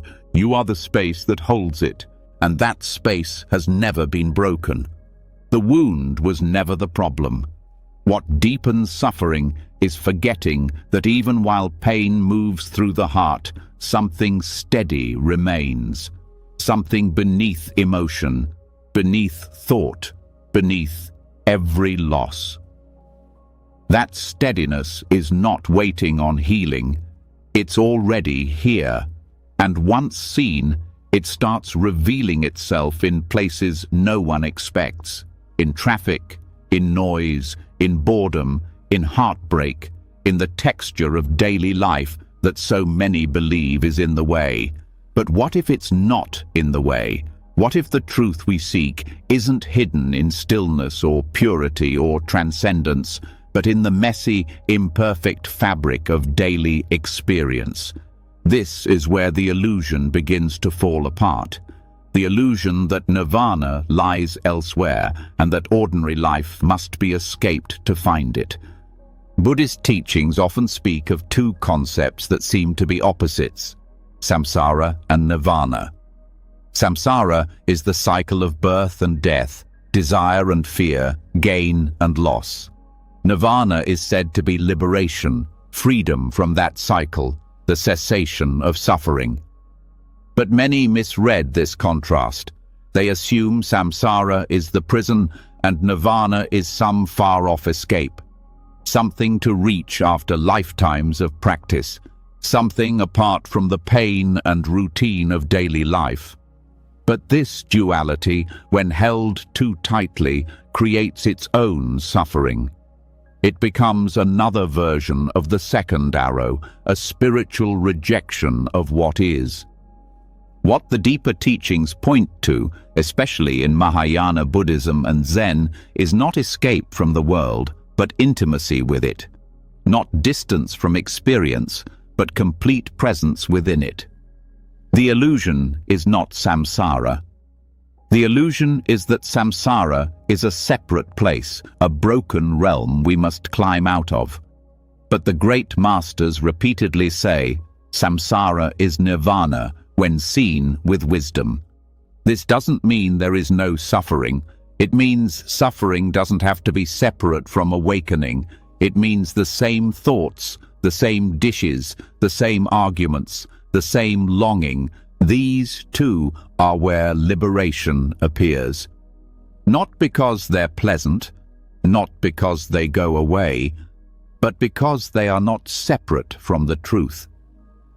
The core misunderstanding is the belief that enlightenment happens somewhere else, that it's a rarefied state, achieved only after perfecting the mind or purifying the heart. But when you look closely, you'll find something more subtle and more beautiful. Enlightenment is simply the absence of resistance to this moment. Not an altered experience, but a clear seeing of what's already here.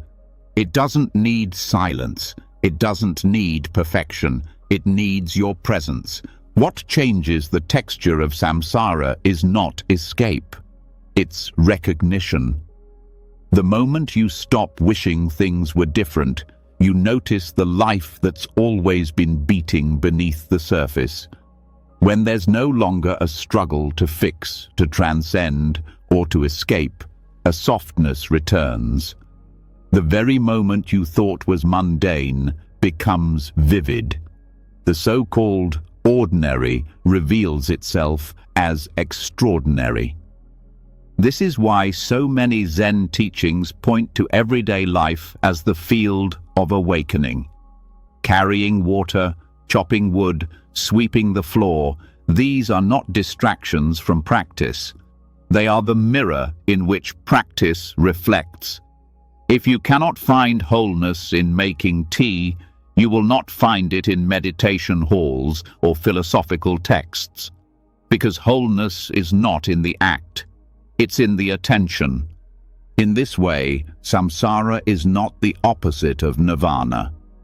It's nirvana misperceived, misunderstood, taken to be solid, permanent, painful in essence.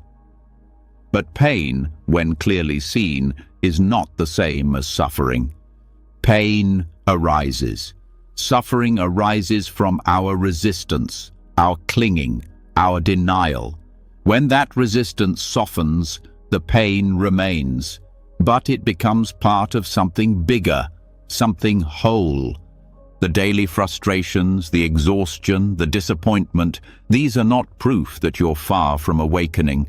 They are the exact places where awakening is tested, invited, made real. It's easy to feel calm in a quiet room. It's a different kind of realization to feel calm in the middle of uncertainty. But both moments are part of the same field. This is what it means to live in wholeness, not to avoid samsara, but to live so deeply within it that the borders dissolve. That doesn't mean becoming passive, it means becoming intimate. Intimate with your reactions, intimate with discomfort, intimate with joy when it comes and sorrow when it stays.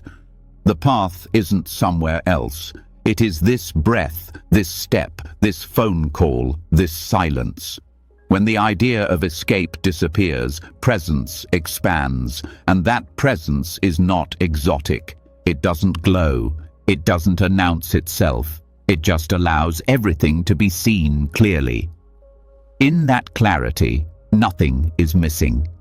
To believe that nirvana lies outside of samsara is to split your life into sacred and profane, worthy and unworthy, awakened and asleep.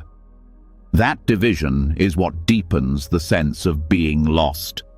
Because then you start comparing each moment to an ideal, and every ordinary moment feels like a failure. But the true practice is in seeing that the ideal itself is illusion, that the search for a perfect state is just another form of clinging. When you release the idea that awakening must feel a certain way, you begin to notice it was never absent, even the thought, "This can't be it, is it?" In the Chan tradition, this truth is expressed simply: this mind is Buddha.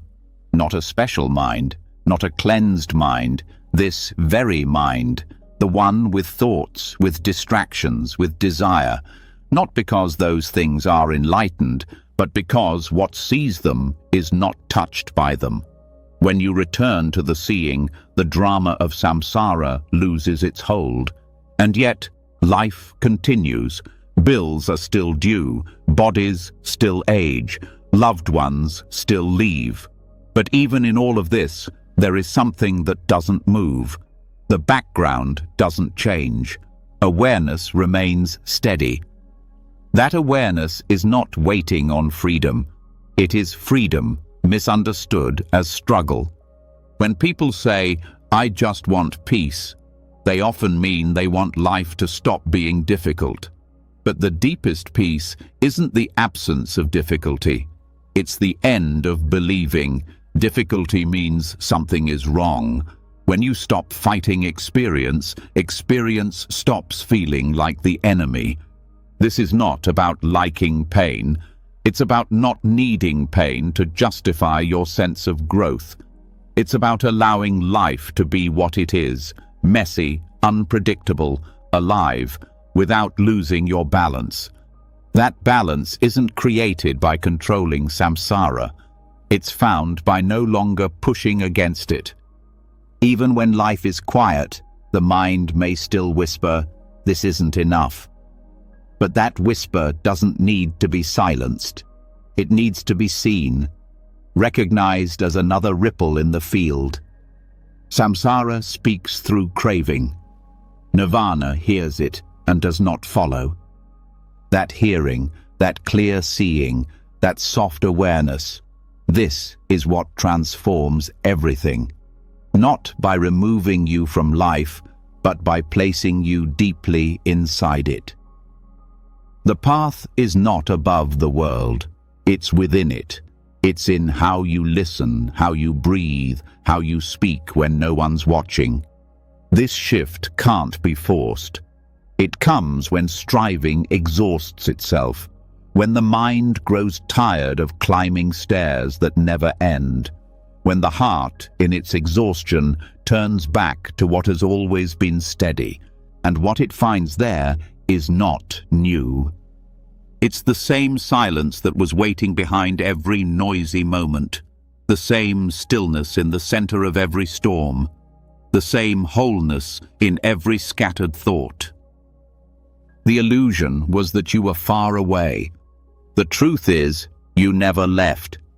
Before the ox's story unfolds, remember all the other paths you've walked. The teaching on wholeness in ordinary life, the recognition that seeking itself obscures truth. These were not destinations, but gentle returnings. Each lesson loosened a grasp. Each insight brightened the space around your being. Now, as intentions soften and the mind pauses, here comes one of Zen's oldest maps. Not maps for finding something new, but reminders that what you've been searching for was always within reach. Something silent, something unlost. Even the ox herding series begins without ceremony, with a question easier to ask than to hear.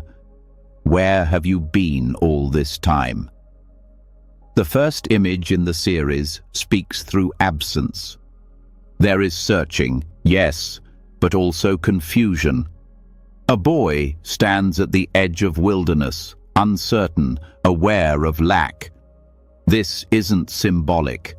You feel it when you realize the part of you that longed for peace never left you.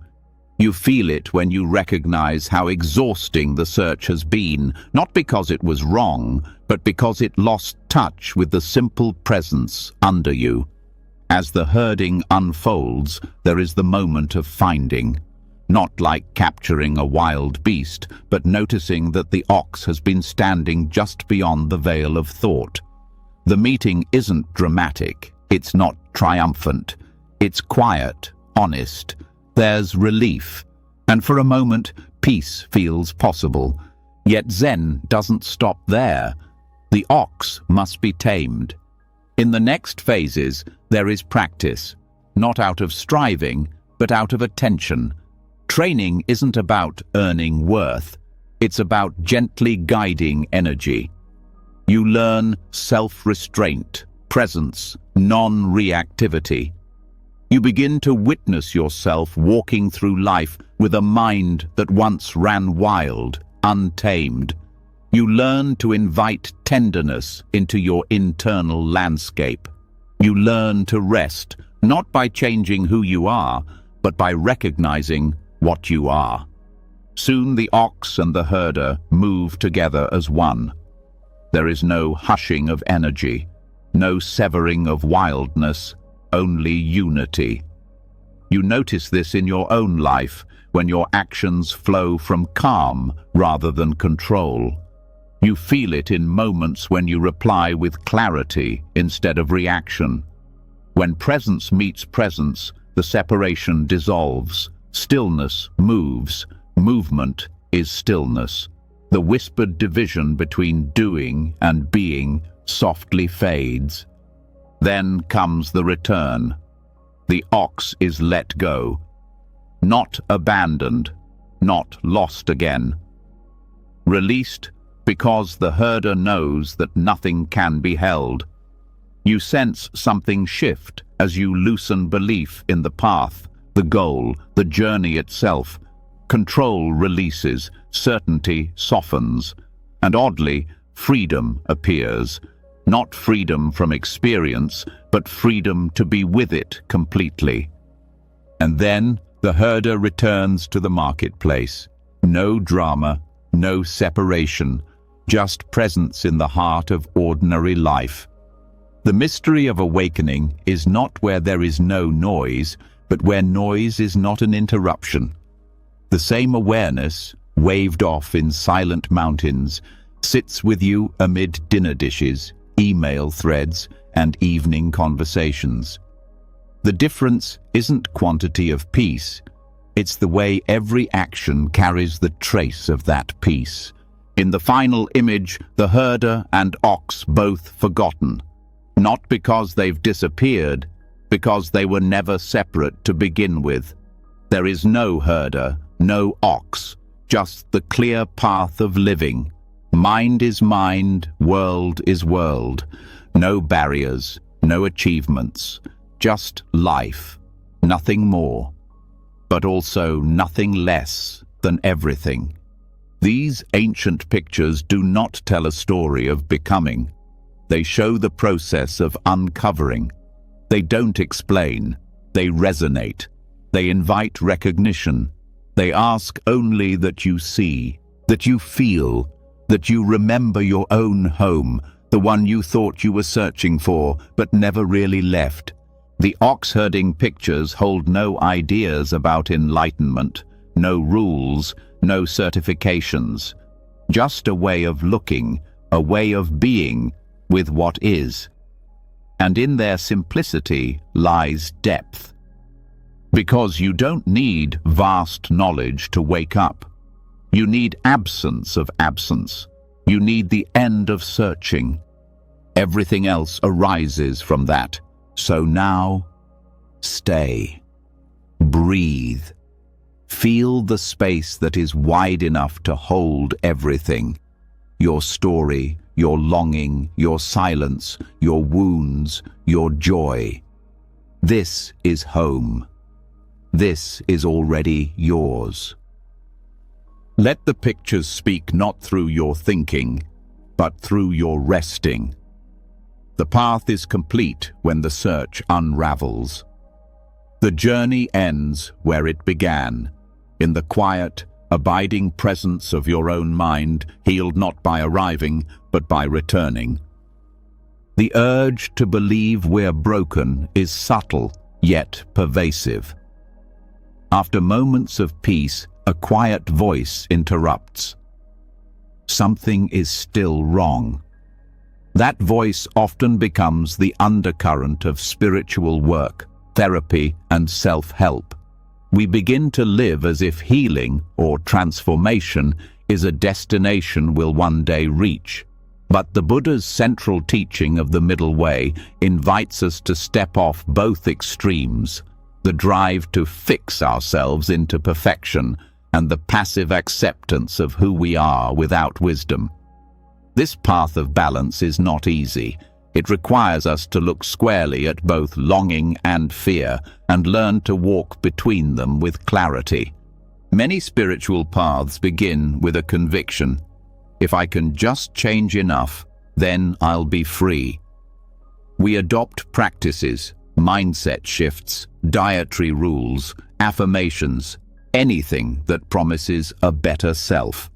That motivation isn't evil. It often arises from pain. But behind it lies a myth that who you are today is not enough, that your awareness, your compassion, your life must be improved before they can bear witness to their own wholeness. This belief fuels exhaustion and self-judgment even when we make progress.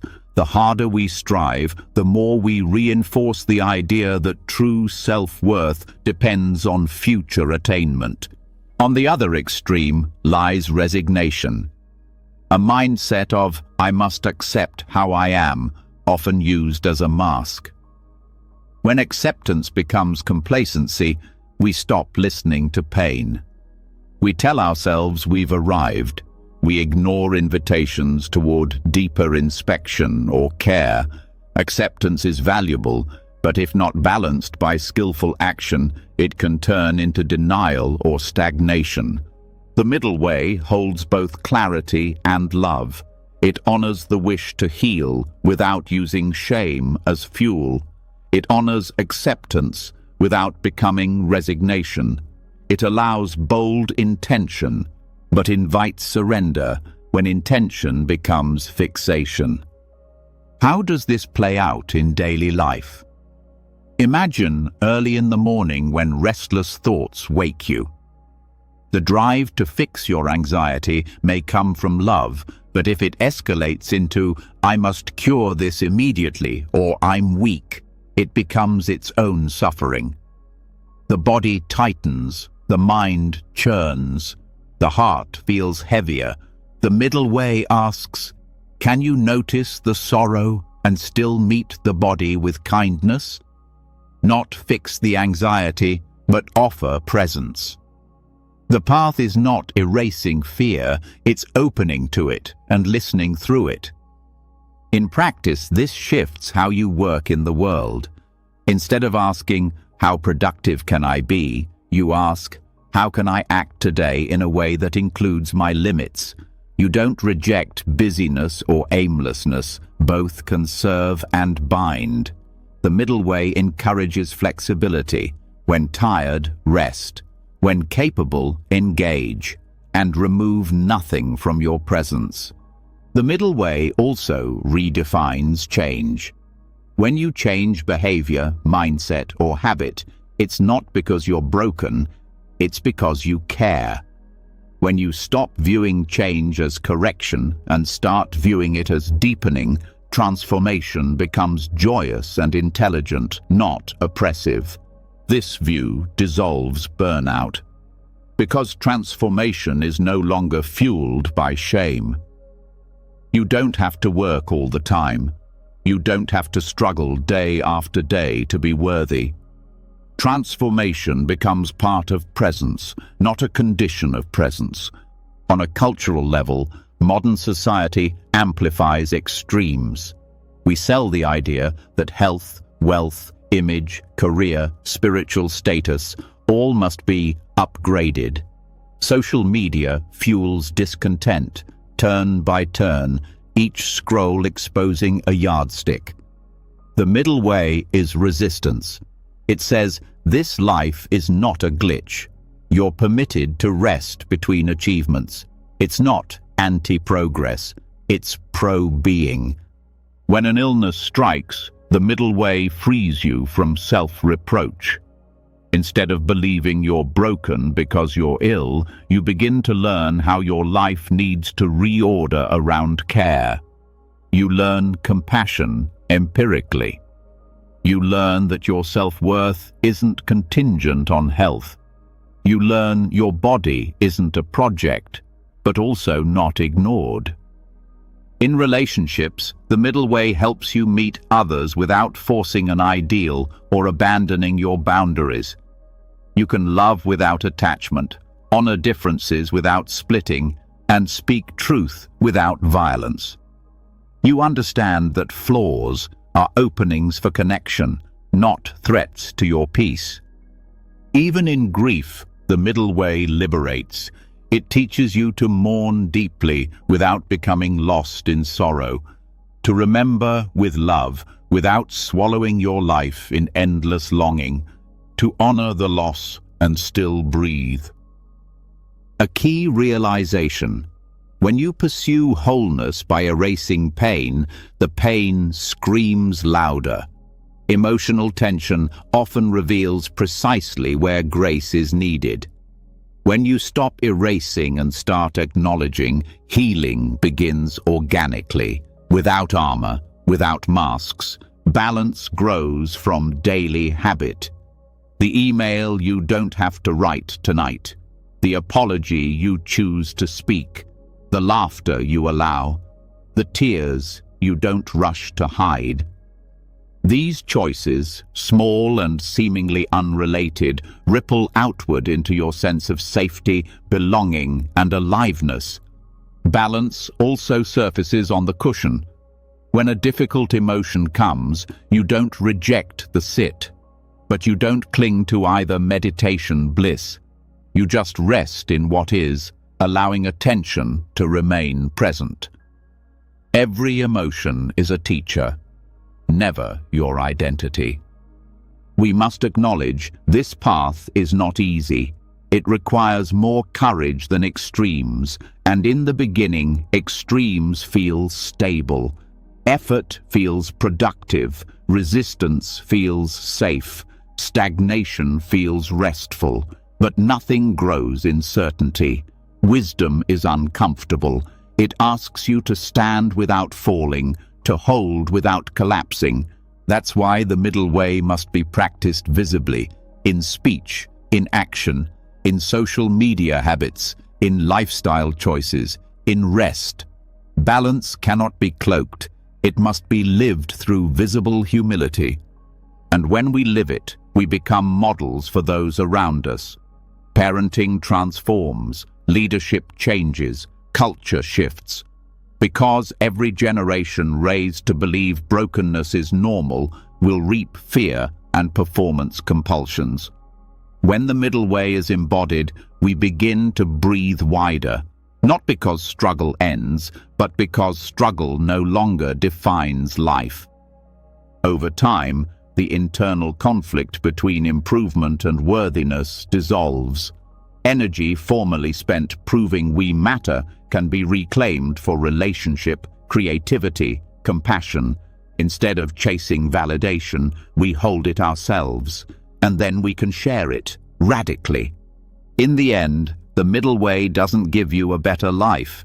It helps you live this one with integrity. Wholeness emerges organically when the extremes cease serving their purposes. It doesn't arrive because you've earned it. It rises because you've stopped blocking it. You are not broken. You are not complete. You are balance walking, and that is enough. So many paths try to fix the mind, tame the chaos, polish the flaws. But what if there's a place within you that doesn't need fixing at all? What if awareness itself, the very thing that watches your thoughts, has never been broken? This isn't philosophy. This is direct experience. And it's the heart of Dzogchen. Dzogchen doesn't ask you to climb. It asks you to rest. Not because effort is bad, but because the treasure isn't at the top of some mountain. It's underneath everything, already glowing. What if the light you've been searching for was the one looking through your eyes all along? The Tibetans have a word for this, Rigpa. It means pure awareness, not the thoughts in your head, not the stories you tell, not even the witness of meditation. Rigpa is the effortless clarity that never leaves. It doesn't sleep. It doesn't change. It doesn't care if you're having a good day or drowning in despair. It just is, and it's always whole. Rigpa isn't something you earn. It's what remains when all effort fades. That's the paradox. The moment you stop trying to become awakened, you find what was never unawakened. Dzogchen doesn't give you new tools. It removes the tools, because what needs to be recognized is beyond strategy. This is where most seekers get trapped. They sit with their thoughts, trying to fix them, clean them, purify them. But Rigpa isn't the result of cleaner thinking. It's what watches the storm without ever becoming it. The cloud passes, but the sky doesn't worry. Awareness isn't disturbed by what moves through it. People often confuse their mind with their being, but the mind is a river. Rigpa is the space through which that river flows. You can spend lifetimes rearranging the river, or you can notice the vastness in which it moves. That noticing changes everything. There's a moment in Dzogchen practice called the direct introduction. A master doesn't explain Rigpa to you. They point, not to an idea, but to an experience. The goal isn't to make you believe, it's to help you recognize. Once that recognition lands, no teacher is needed. You become the seeing, you become the light. The ordinary mind says, "I'm not good enough yet." Rigpa doesn't speak that language. It doesn't measure. It doesn't compare. It doesn't even call itself aware. It just shines. The moment you drop the layers, the roles, the spiritual ambition, what's left is Rigpa. It's not dramatic. It's not fireworks. It's still, but it's more alive than anything you've ever known. This awareness isn't cold. It's full of warmth. Not the emotional warmth of sentiment, but the radiant compassion that comes from seeing clearly. When you rest in Rigpa, you stop fighting yourself. You stop arguing with your experience. You stop splitting your mind into what's acceptable and what's not. Wholeness is no longer a goal, it's a fact. Every teaching in Dzogchen comes down to this. Stop mistaking the waves for the ocean. Don't chase stillness. Don't chase insight. Notice what never moves. Even when you're lost, Rigpa is not. Even when you doubt, Rigpa doesn't. It holds the joy, the pain, the confusion, the clarity, all without needing any of it to change. That doesn't mean life becomes easy. It means life becomes real. And when you live from Rigpa, you stop playing the game of fixing. You stop turning healing into a job. You start trusting what's always been enough. This is why Dzogchen teachers speak less and point more. Why they value silence over theory. Because language will always miss. It can describe the moon, but it cannot reflect its light. Rigpa is not a theory. It's the moonlight on your skin when the words finally stop. This resting is not passivity. It's the deepest kind of presence. It's not doing nothing. It's doing nothing extra. It's showing up without armor. It's meeting each moment without needing to control it. Because when awareness is recognized as whole, you stop needing to fix the flow of your life. You trust its intelligence. You trust its timing. You trust its enoughness. And here's the most surprising part. Rigpa isn't rare. It's not for monks on snowy peaks. It's not hidden in texts or locked behind rituals. It's so close most people miss it. It's the awareness that hears these words, the stillness between your thoughts, the clarity that never left. Even when you're confused, Rigpa isn't. Even when your emotions surge, it remains undisturbed. And this doesn't mean you escape life. It means you show up fully, but without the weight. You speak, love, laugh, cry, but it all happens inside the space that doesn't break. You don't have to stop thoughts to rest in Rigpa. You don't have to become pure. You don't have to feel calm. You simply have to stop looking somewhere else. Let the thoughts be. Let the noise come. And notice the one who notices. That's the return. Not to a new version of yourself, but to the one who was never divided in the first place. Rigpa doesn't change you. It reveals what was always true. And once you've seen it, once even a sliver of that stillness is touched, it's unforgettable. Not because it dazzles you, but because it feels like home. Like something inside you finally exhaled. You are not the one searching. You are the openness in which the search appears. The teachings of Dzogchen don't make you better. They help you remember. That's why the masters say, don't try to improve the mind. Recognize the awareness behind it. That's the invitation to stop chasing, to stop dividing, to rest, and in that rest, to remember that awareness, your awareness, is already whole. Let's stay here a little longer, not rushing to the next idea, just resting, just noticing, just letting the light of Rigpa shine through all the layers we thought we needed, and feeling even now that maybe, just maybe, we were never broken to begin with. Even the most intricate answers unravel under the weight of silence. The previous path led us to see awareness not as something gained, but as something always present. But what if that presence doesn't need to be understood at all? What if the final liberation is not in discovering more, but in resting inside the absence of need to discover anything further?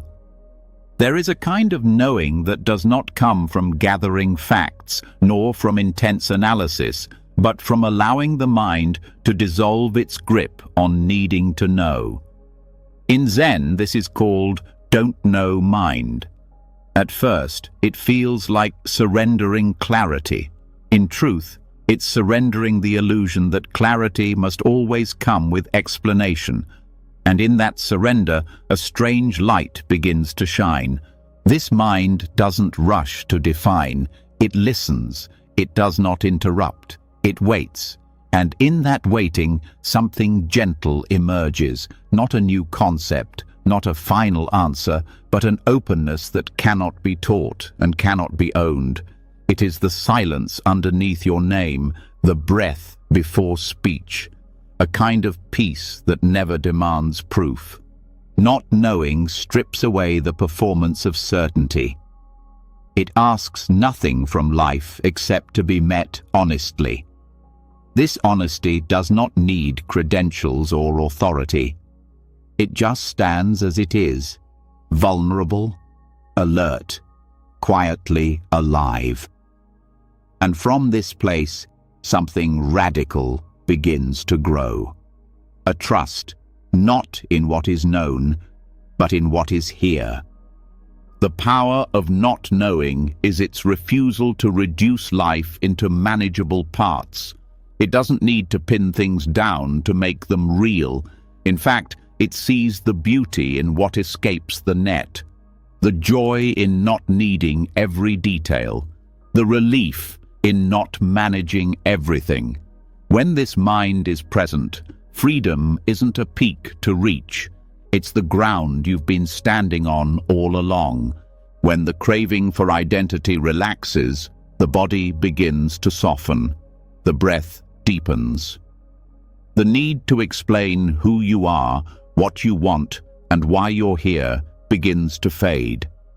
And in its place is the tender silence of this moment, unfolding, unfiltered, unjudged. This is not laziness, it's aliveness, pure and unscripted. A child looking at the world without the fog of concepts, not because the child is empty, but because nothing is in the way. That same clarity waits behind every adult mind, behind the efforts, behind the knowledge, behind the roles we rehearse. Letting go of needing to know does not mean abandoning discernment. It means seeing without grasping, acting without clinging, loving without controlling. It means letting reality present itself in its own language, on its own terms. Spiritual seeking often begins with a hunger for truth, but eventually even truth becomes too small to hold what's actually happening. Words break, teachings fade, systems crack, and there you are, still breathing, still here, still not knowing, and suddenly that is enough. In the heart of don't know mind, love becomes simpler. It's no longer strategic or idealized. It becomes the capacity to stay with someone, not because you understand them, but because you don't have to. You stop projecting, you stop fixing, you stop assigning meaning. And in that stopping, love breathes again.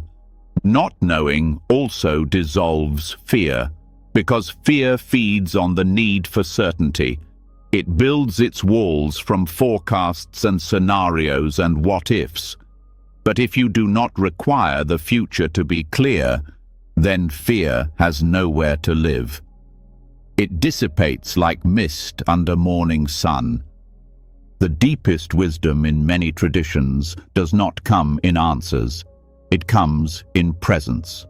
A teacher who smiles without needing to explain. A mountain that sits in silence. A cup of tea handed to you without commentary. This is not the absence of meaning. It is the refusal to limit it. When the mind stops needing to define everything, intuition begins to whisper. Not the loud voice of desire or fear, but the subtle guidance of alignment. A sense of rightness without explanation. A direction felt, not argued. This kind of clarity does not come from thought. It comes from contact with reality, with life, with self, stripped of story. Even your deepest suffering, when held in this space, changes shape. You no longer ask, "Why me?" or "What does this mean?" You stop building narratives around pain. You just sit with it, as it is, and somehow this dissolves its grip, because pain thrives on resistance, but in presence it moves. This non-knowing isn't passive. It's curious. It wonders, but doesn't demand. It feels, but doesn't panic. It observes, but doesn't conclude. It's the mind of the beginner, the artist before the brush hits canvas, the musician before the first note, a readiness to meet what comes without insisting it match a plan. You start to realize that most suffering is born not from life, but from your interpretations, from the pressure to resolve, from the need to appear certain, from the hunger to always make sense. And when that pressure is released, life becomes surprisingly gentle, even in its chaos. Letting go of knowing means letting go of who you think you are, not to become no one, but to become unbound, to be the sky, not the weather, to stop narrowing your worth into roles and achievements, to stop needing to be someone, and in that space there is room for everything. This way of being doesn't retreat from the world, it engages more fully, but it doesn't bring the baggage of rigid knowing. It moves lightly, it adapts, it dances, it learns without fear and listens without agenda. It stops needing every conversation to conclude, every moment to be meaningful. It just shows up. You begin to meet others not as ideas, but as mysteries. And when you do that, judgment begins to fade. You don't need to categorize. You don't need to win. You don't need to change them. You simply meet them again and again in each breath. And this becomes love, without decoration, without definition. This don't know is not the same as confusion. Confusion is a fog. Not knowing is clarity without boundary. It's not lostness, it's openness. It trusts the unfolding of things. It says yes to now, even if now is unclear. Even in grief, not knowing is a balm. It doesn't argue with what's gone. It doesn't pretend to understand why loss hurts. It just stays. It places a hand on the wound and says nothing. And somehow, in that nothing, healing begins. Not because answers were found, but because presence was offered. There's a deep intelligence in this mind, but it cannot be quoted or taught. It moves through experience. It lives in quiet moments of choice. It lives in silence after a hard truth. It lives in the gaze you give a stranger when neither of you knows what to say. In many Zen teachings, the greatest realization is often followed by laughter, because the seeker realizes that everything they were searching for was always here, and that all their questions, while sincere, were never necessary to begin with. The answer wasn't hidden. It was never in the realm of answers. This isn't about giving up thought. It's about giving up bondage to thought. Letting the mind rest when it's done its work. Letting being lead. Letting quiet carry you. In that quiet, things become obvious without explanation. Joy returns, not because everything is solved, but because nothing needs to be solved. Connection deepens, not because people are figured out, but because they are felt. Eventually, even the question, "Who am I?" fades, not because it's answered, but because it's no longer needed. The self doesn't vanish. It becomes transparent. The need to define it dissolves. What's left is life, lived directly, and in that directness, there is rest. Not the kind that ends in sleep, but the kind that ends in peace. A rest so complete it needs no resolution. A wholeness so quiet it needs no defense. A freedom so simple it doesn't feel spiritual. It just feels real. This is the gift of don't know mind. Not a destination, but a doorway. Not an answer, but a return to the breath, to the heart, to now. And in that now, you are already home. When the need to define who you are dissolves into presence, something even more delicate begins to rise. The weight of the past no longer grips so tightly. The mind doesn't rewind as often. But even then, there's one more thread that quietly pulls in the background, a lingering belief that the past defines what you deserve. It doesn't arrive loudly. It hides inside self-doubt, inside guilt, inside those private whispers that say, maybe I ruined my chance. This is where karma is so often misunderstood. People hear the word and think punishment, consequences, judgment, a balance sheet of sins. But that's not what it means, not in the teachings that truly liberate. In Buddhist understanding, karma is momentum. That's all, not a moral court, not cosmic revenge. Karma means action, and action leaves ripples. What is felt today is not punishment. It's a wave from a stone once thrown, maybe by you, maybe by others, maybe by generations before. But the wave is not a verdict. It's simply a continuation. You are not the stone, you are the ocean, and the ocean is not broken because it holds waves. Karma is not personal in the way the mind imagines. It isn't designed to shame. It isn't a label. It's a system of unfolding, impersonal, fluid, dynamic. Just like the wind, it follows patterns, but not preferences. It moves not because someone deserves movement, but because something set it in motion. Yet, so often, the mind turns karma into a mirror for self-judgment. I must have done something wrong. This suffering is my fault. I made bad choices, so this is what I get. But this isn't clarity. It's cruelty disguised as responsibility, and it only deepens pain. Real responsibility begins when guilt is set down. Guilt looks backward. Responsibility moves forward. Karma is not about blame. It's about direction. It doesn't say, you are bad. It says, this is what's unfolding. Do you want to continue this way? And in that question, everything opens. Because the present is not fixed. It is the exact pivot point where old momentum can be met with new insight. Karma doesn't ask for penance, it asks for presence. A presence that sees a pattern without becoming it. A presence that allows you to feel the echo without reinforcing it. In this light, even the worst mistake is not a prison. It is a doorway.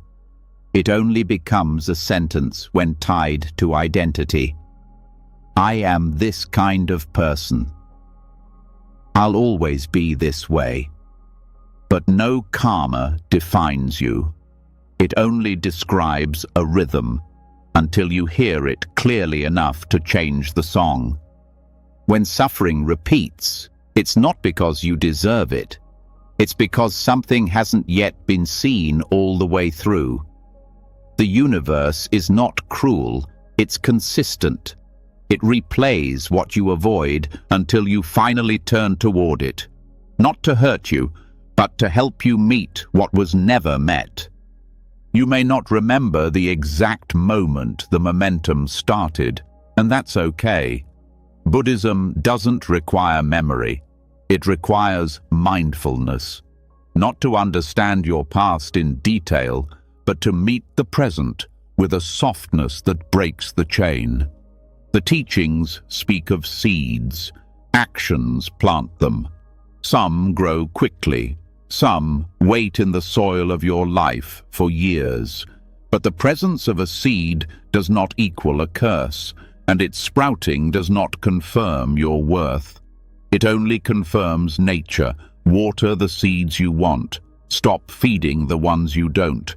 Karma moves like weather, not like law. Sometimes storms arise because of conditions you didn't cause. Sometimes sunshine breaks through without explanation. Your job is not to take credit or blame. Your job is to walk with wisdom, umbrella in hand if needed, open-hearted either way. This view dissolves the shame that often follows us in silence, the thoughts we don't speak out loud, the regret buried beneath the smile, the inner tension that comes from believing we are broken, that we've already failed. Karma doesn't say you failed. It says you're alive, and this is where your aliveness has landed. No teaching ever said the past can't be painful, but none of it requires you to hate yourself. Pain is valid, sorrow is real, but guilt is optional, especially the kind that leads to paralysis, especially the kind that prevents healing, especially the kind that whispers you're not worthy of peace. Buddhism invites you to shift your gaze from "what did I do wrong" to "what is needed now," from "am I being punished" to "what is this moment calling for?" It removes the drama from destiny and brings you back to cause and effect, without the poison of shame. This shift is not easy. The grooves of self-blame run deep, but with attention they fade, not overnight, but gently, with each breath that says, "I don't need to carry that anymore," with each step that says, "The past is not here. I am." When you stop seeing karma as a judgment, you stop fearing your own life. You stop avoiding the parts of you that still ache. You begin to listen to them, and in that listening, the past softens, the grip loosens, and what once felt like a curse becomes a teacher. This doesn't mean abandoning ethics. Karma reminds us that actions matter. Words shape the world. Intentions ripple. But these truths don't demand shame. They invite care. They whisper, "Be awake," not because you're being watched, but because you're part of something delicate. The most liberating insight is this: you can change direction without changing your past. You do not need to rewrite your history to create a new future. You only need to meet this moment without resistance, without the story of who you were, without the weight of who you think you should be. The ones who seem most at peace are rarely the ones with the smoothest past. They are the ones who stopped dragging it, who held it with tenderness, who let it become compost instead of a cage. The past cannot be undone, but its impact can be re-seen. Karma is not a life sentence. It's a flow. You are not the crimes of your youth. You are not the mistakes of last year. You are not even the habit you repeated yesterday. You are the awareness that sees all of it and chooses something gentler now. And this awareness, this clarity, is always accessible. No matter what you've done, no matter how long you've wandered, no matter how convinced you were that you had to earn your worth back, you never lost it. You only believed a story that wasn't true. Every time you stop and breathe deeply, you interrupt the chain. Every time you offer forgiveness instead of resentment, you loosen the pattern. Every time you choose silence instead of reaction, or action instead of fear, or love instead of hiding, you shift the current, even in the smallest ways, even with the subtlest gestures, a softer tone, a second thought, a hand extended.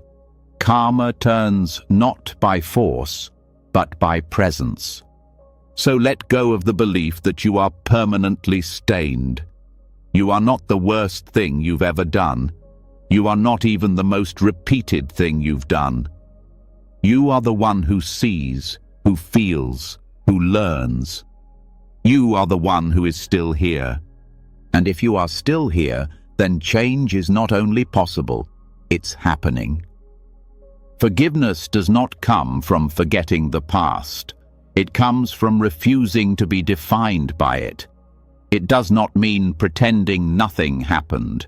It means knowing something happened and still opening your heart anyway. That's how karma heals, not by being paid off, but by being held differently.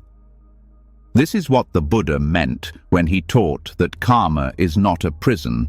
It is a mirror, a teacher, a stream you can step out of, a pattern you can bow to without continuing.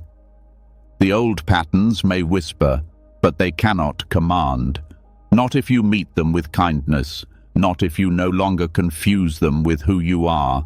So meet them, not with fists, not with fear, but with the strength of someone who no longer flinches at their own reflection. You do not need to be punished to be free. You do not need to be perfect to begin again. You do not need to earn stillness. It is already here, in this breath, waiting for you to notice. The past only has power if you carry it into now. Let it rest. Let it bless you with lessons, and then let it return to the soil. You are not your karma. You are not your past. You are this awareness, this possibility, this breath. And that is enough. Always. The idea that you must prove your worth by following a moral checklist has taken root in many corners of spiritual life. It whispers that you must climb toward goodness, purify yourself of every flaw, and earn some final approval. But from the view of deep Dharma, this is not what ethics are for. Sila, the foundation of Buddhist ethical conduct, is not about moral perfection. It is not about achieving holiness through discipline. It is about revealing what is already whole.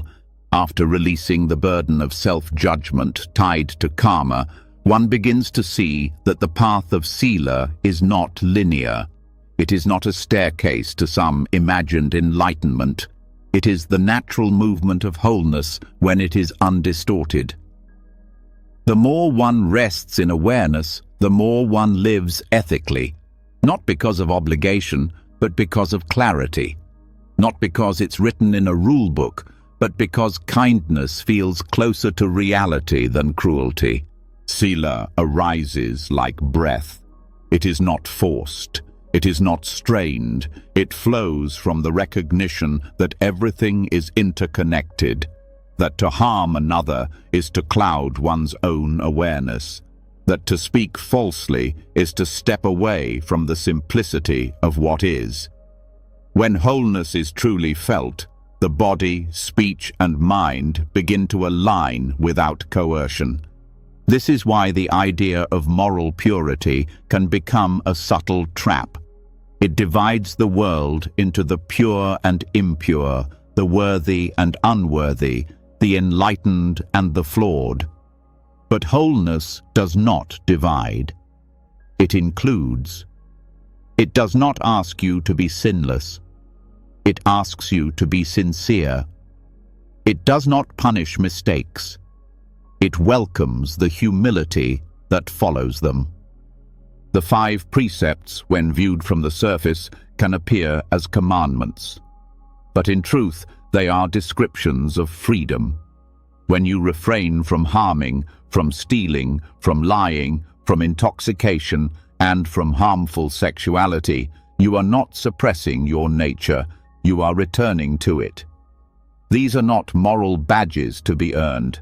They are reminders of how still the water becomes when nothing is thrown into it. The essence of Sila is not restraint, it is remembering. When you remember your interconnectedness, non-harming arises naturally. When you remember your dignity, truthfulness becomes effortless. When you remember your clarity, you do not need intoxication. It is not about trying harder.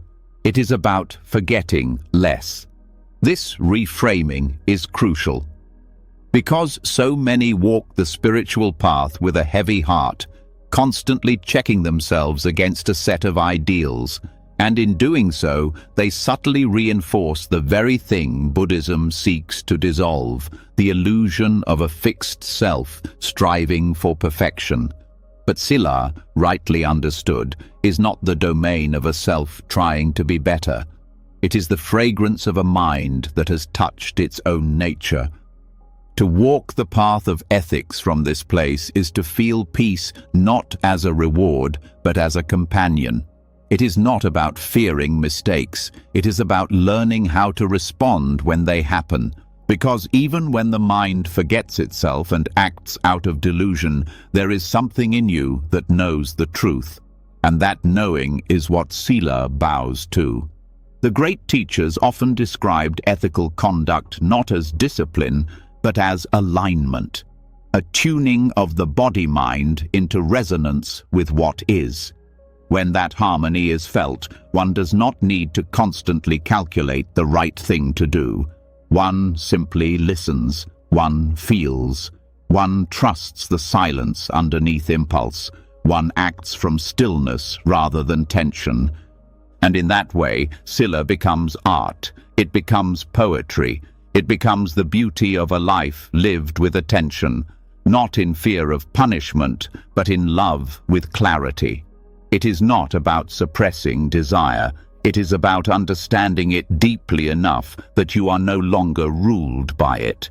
This understanding leads to compassion, because once it is seen that harmful behavior arises from forgetting, from fear, from delusion, there is less hatred toward those who act out.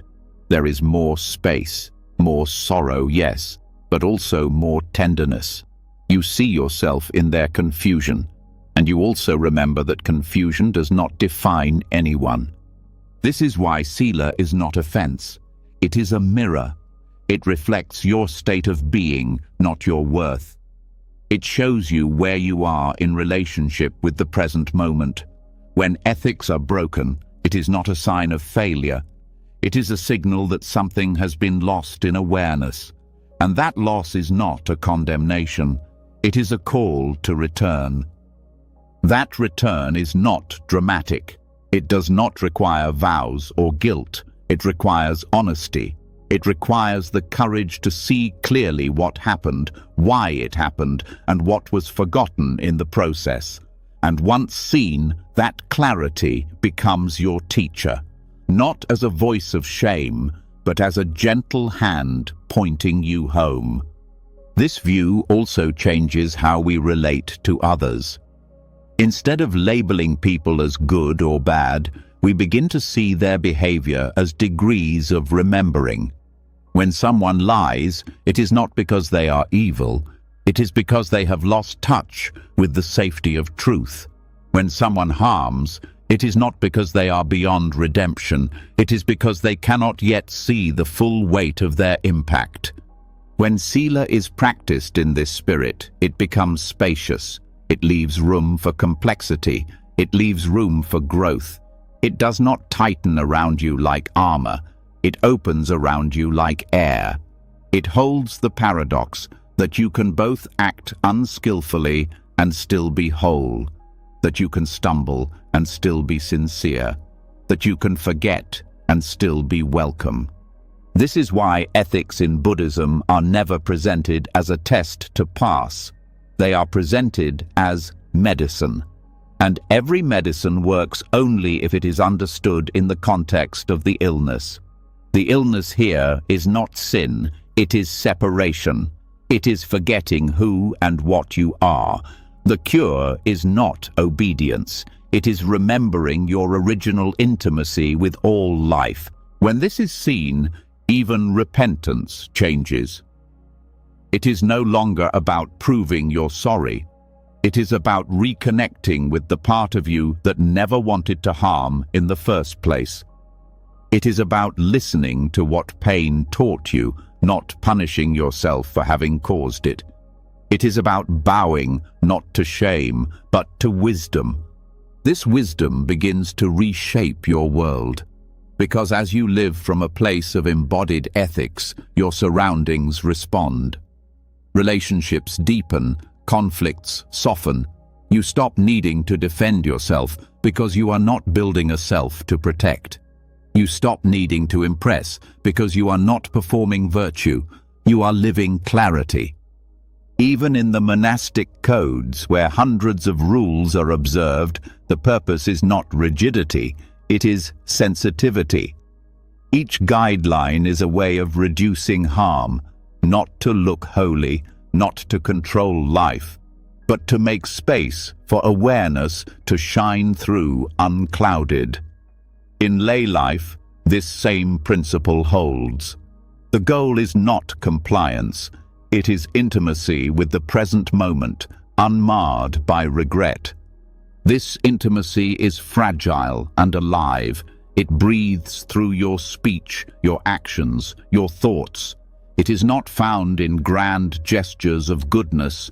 It is found in how you greet a stranger, in how you speak when you're tired, in how you treat someone who cannot offer you anything in return. Sila, then, is not a destination. It is a rhythm. And you do not have to be perfect to feel it.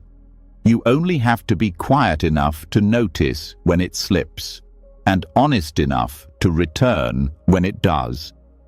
This honesty builds trust, not with others, but with yourself.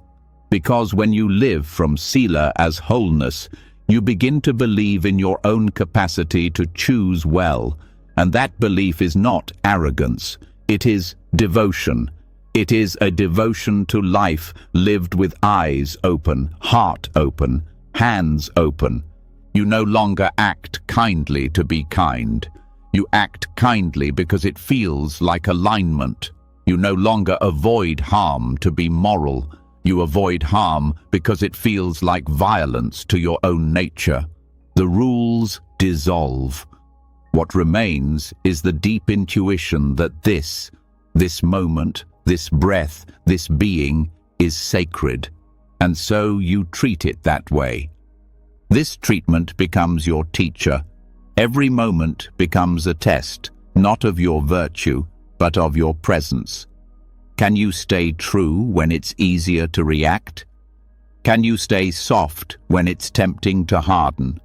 Can you hold your values when no one is watching? These are not high standards. They are invitations, and each time you answer them sincerely, you remember you were never broken, you were only distracted. And from that remembering, a life of Sila emerges, not as a burden, but as beauty, not as effort, but as expression, not to become whole, but because you finally know you are.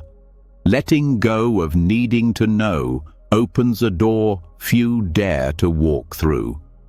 And on the other side of that door stands the most misunderstood teaching in all of Buddhism.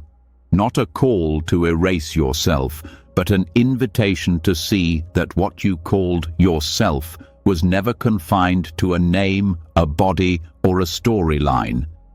This teaching doesn't leave you empty. It leaves you free, not broken, not lost, not erased, but finally unharmed by the constant strain of trying to prove you exist. The doctrine of no self isn't a denial of being, it's the release of pretending to be something solid, separate, or permanent.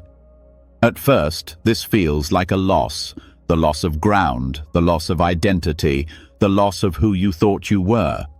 But what's actually vanishing is not your essence. It's the scaffolding built around a misunderstanding. And once it falls, what remains isn't a void, but space. Space that was never missing, only hidden behind clinging. The teaching of anatta, or not self, isn't nihilism. It's not about saying there's no person here. It's about recognizing that what's here isn't something that can be held in concepts or locked into a shape. The ordinary mind keeps trying to carve out a fixed self from experience, something that can be labeled, held up, admired, or defended. But experience is flowing, momentary, uncontrollable. It rises, changes, passes, and the more one examines it with honesty, the more the center starts to dissolve. Thoughts don't happen by you. They just appear. Feelings rise without your permission. Memories play without being summoned. Even the sense of I that says, I'm thinking, is just another arising phenomenon. Part of the movie, not the projector. And yet, None of this means there's something wrong with you. In fact, it's only when the illusion of a separate, fixed self begins to fade that a deeper wholeness comes forward. A wholeness not built on roles, achievements, trauma, or narratives. A wholeness not born from control. It is the wholeness of life itself before it got sliced up into me and not me. To see this is not to stop existing, it's to stop resisting. The ego's idea of self is built on resistance, resisting impermanence, resisting uncertainty, resisting vulnerability. It's constantly patching holes, explaining itself, holding its breath. But what if none of that was necessary? What if the truth is that you were never the thing that needed fixing, defining, or protecting? There's a paradox here.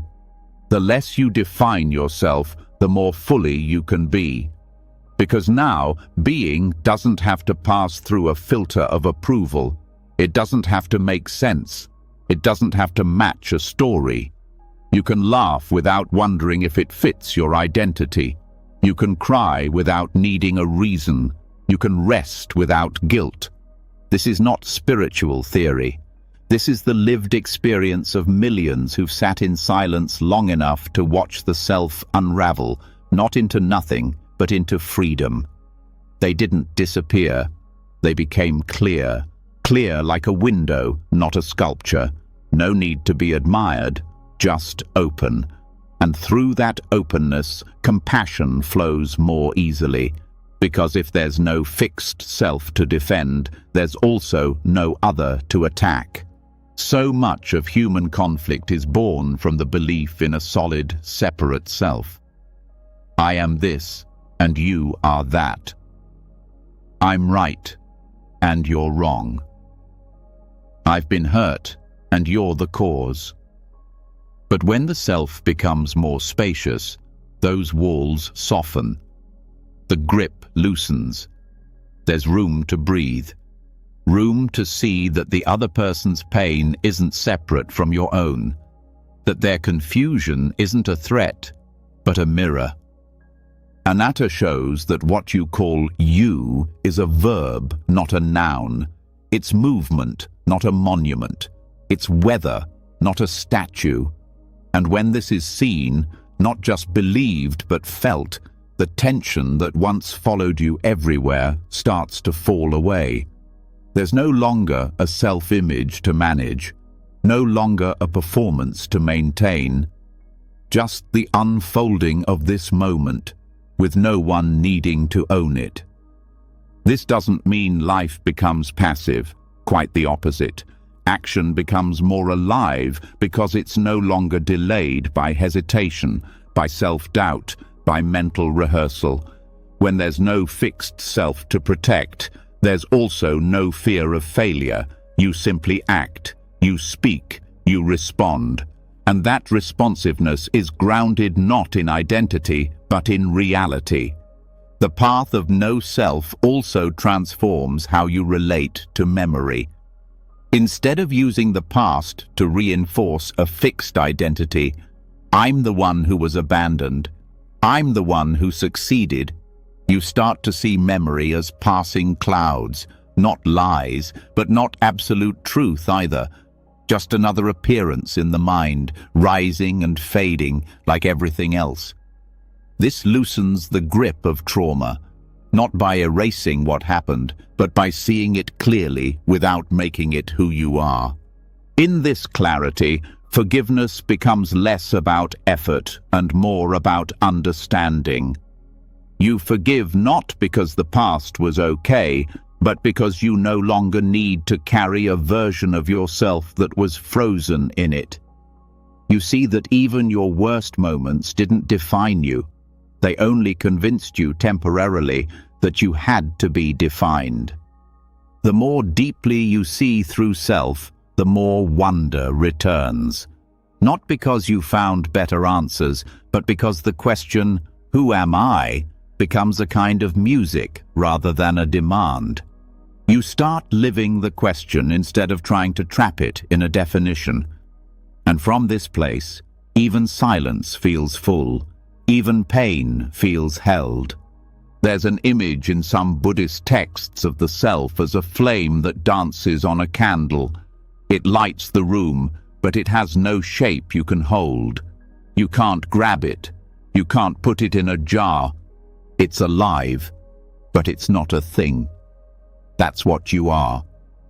Alive, luminous, in motion, but not graspable. And the beauty is, you don't need to be, because nothing is missing. This is the wholeness that comes not from assembling perfect parts, but from dropping the need to hold yourself together. You are not a broken puzzle. You are the spaciousness in which all the pieces rise and fall.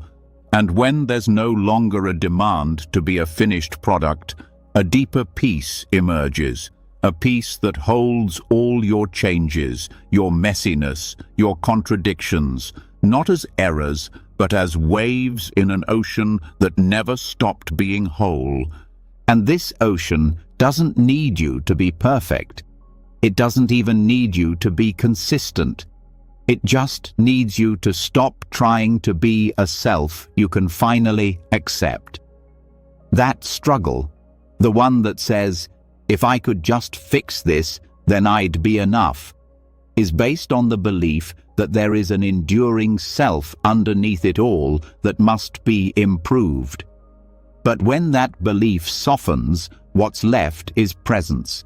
Not improved, not perfected, just open. You still feel, you still fail, you still get tired, but now there's no one behind it all taking score. There's no judge hiding in your chest. There's just this unfolding experience, moment by moment, with no need to claim it. This is why some teachers say awakening is not a becoming, it's a vanishing. But not into nothingness, into freedom. The freedom of no longer needing to carry what was never yours to begin with. And this freedom doesn't remove love, it deepens it. Because now you don't love others as a fixed self, loving another fixed self. You love them as the dance of life meeting itself. You hold space not because it's your role, but because it's your nature. You care without needing credit. You show up without needing to be seen. Because the one who needed applause, needed reassurance, needed confirmation, that one has dissolved. And what's left is breathtaking. It's not dramatic. It's not loud. It doesn't walk into a room and demand recognition. It just breathes. It just listens. It just lives. It eats when hungry, it sleeps when tired, it cries when hurting, and it does all this without a story to maintain. This is the paradox at the heart of Buddhism. The self never existed, and yet you are whole, not because of what you possess, but because of what you no longer cling to. Wholeness is not the result of becoming. It is the absence of fragmentation. And fragmentation only exists when we believe we must hold everything together. Letting that go doesn't make you less human. It makes you real. So the invitation is not to find yourself. It's to stop pretending you ever lost yourself. There was never a self to lose. Only layers of habit, thought, and identification that wrapped around the mystery of presence. And now that they begin to fall, what's left isn't a void, it's everything. The path of no self is not cold. It is the warmest thing there is, because it removes the distance between you and life, between you and love, between you and peace. It does not require you to become anything new, only to stop believing in what never was. And when that belief fades, the struggle ends. And what begins is something softer than words can hold. Before any thought labels the moment, there is something quiet, a stillness so subtle most miss it. Yet it is here, underneath every reaction, every assumption, every grasping for meaning. It's not created by effort or belief. It's not the result of practice. It's already present, unshaped, untouched, and unmistakably whole. The deepest peace isn't something reached after 1,000 thoughts. It's in the space before the first one appears. After the paradox of no self softens the illusion of identity, what's revealed is not confusion, but a clarity too immediate to be described. The self was always slightly delayed, responding, rehearsing, measuring. But wholeness exists before that delay, before the inner commentary begins, before the old pattern reacts. This is the space between the match striking and the fire catching. Most never notice it. But that instant, before thought, is where the unconditioned lives. It's here mindfulness becomes more than technique. It becomes doorway. Not a tool to improve something, but a lens through which the silence behind the noise is seen. Mindfulness allows you to feel the breath without naming it, to hear a bird without calling it beautiful, to feel a hand without saying, mine. In this raw awareness, life shows up as it is, not as the mind filters it. The mind is fast. It wants to move quickly from sensation to explanation, from sound to story. But mindfulness slows perception just enough to catch the first moment of contact. And what's found there is pure. Before thought, there is no problem. Before thought, there is no lack. Before thought, nothing is broken. There's only the unfolding of reality, with no one in it to judge, correct, or resist. That first instant is not empty in the way people fear. It's not blankness. It's aliveness without boundary, peace without opposite, awareness not clinging to a thing. And from that stillness comes the capacity to respond rather than react. The gap is freedom. The one who notices the space can choose, but the one who skips over it remains a prisoner of habit. In truth, most reactions are rehearsals. They come from memory, conditioning, wounds. Someone speaks sharply and the nervous system fires before awareness arrives. But in the training of gentle observation, that space between stimulus and reaction grows. It becomes more visible, and in that moment of seeing, something radical becomes possible, choosing a different path.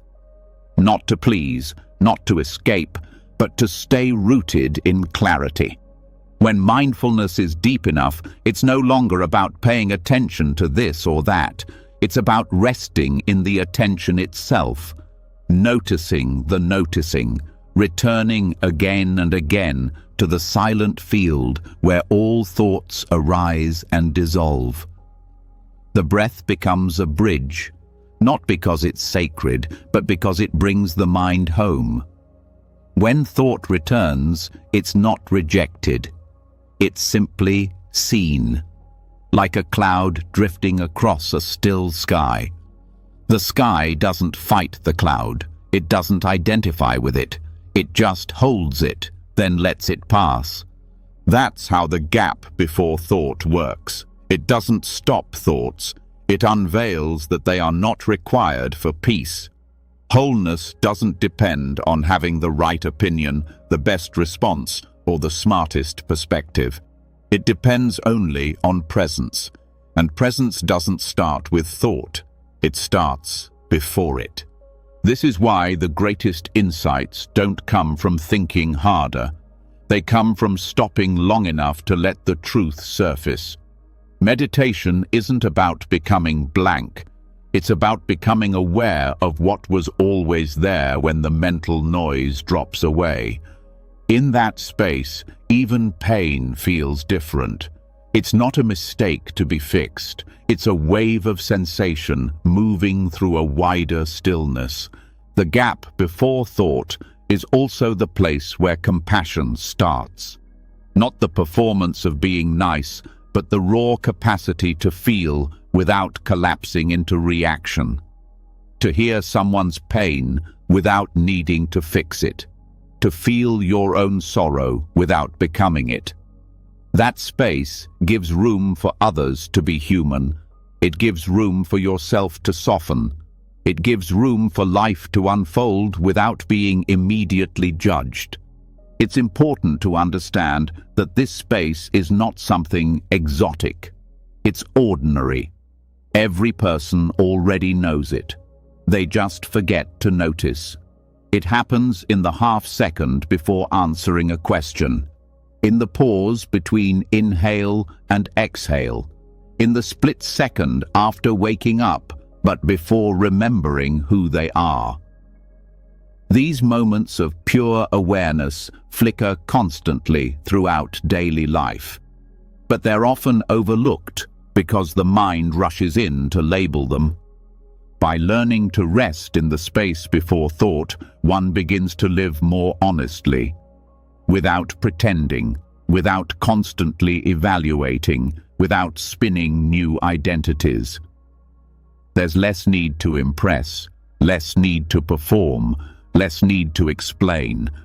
Because when you're present before thought, there's nothing missing, there's just being. And this being is not dull. It's vibrant, rich, quietly radiant. Not the glow of excitement, but the glow of completeness. No longer chasing meaning, but living meaningfully because presence itself is meaningful. In this stillness, even the smallest action, drinking water, folding clothes, becomes sacred. Not because of a belief, but because of the sheer intimacy with what is. This intimacy is what heals, not by solving problems, but by ending the belief that something must be solved before peace is allowed. The present moment doesn't wait for you to improve. It welcomes you as you are, if only you pause long enough to see it. That pause is not laziness, it's depth.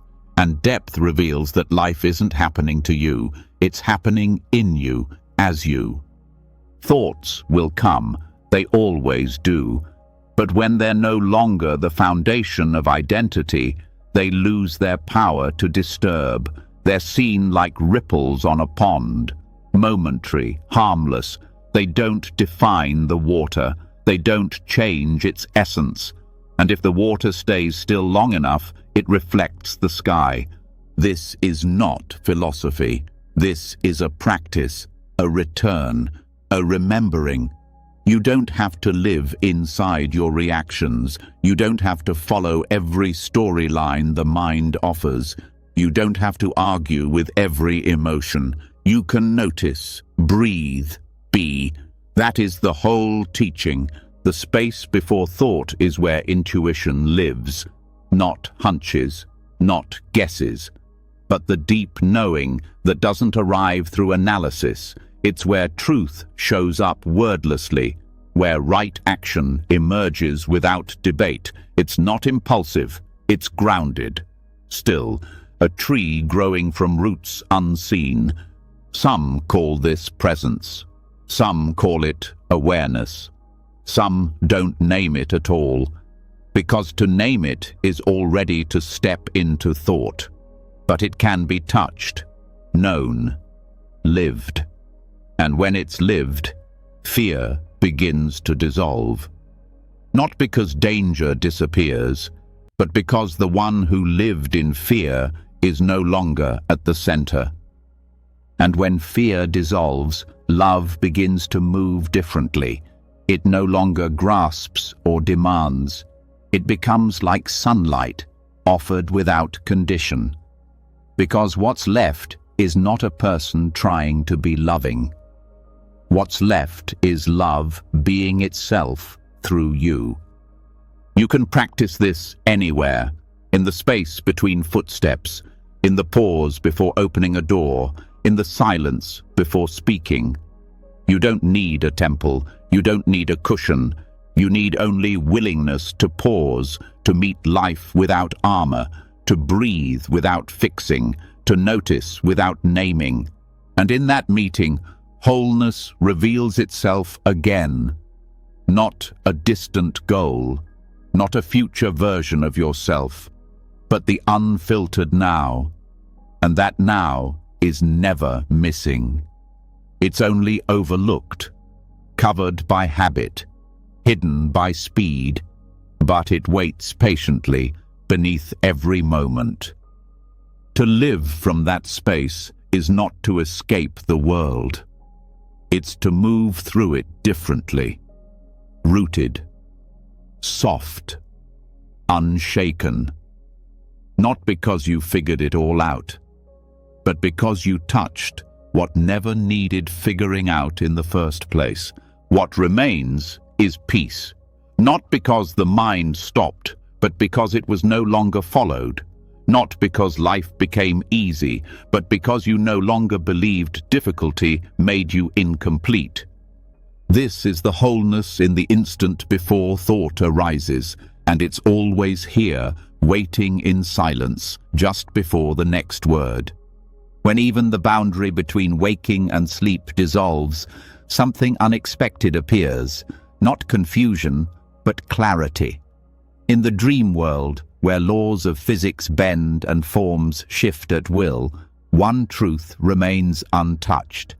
The awareness observing it all is just as steady, just as bright. Tibetan dream yoga doesn't chase fantasy. It reveals how even in the wild fluidity of sleep, wholeness is never lost. This continuation begins with an understanding that consciousness does not turn off when the eyes close. It simply transitions, expressing itself through symbols, images, and movement shaped by memory and emotion. But beneath the dream scenery lies the same luminous presence that was available before thought during waking life. The dream is not the illusion. Believing the dreamer is separate from it. That's the illusion. Dream yoga begins where that confusion ends.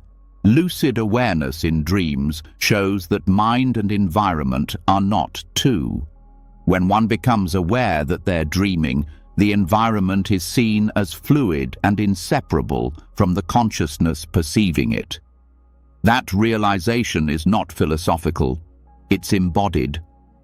The dream transforms in real time, responding to the dreamer's clarity or confusion. This is where insight deepens. What the dreamer fears becomes visible. What the dreamer clings to becomes exposed. But more than that, the awareness watching all of it never flinches. Dream yoga offers a mirror. In waking life, the mind assumes that solidity equals truth.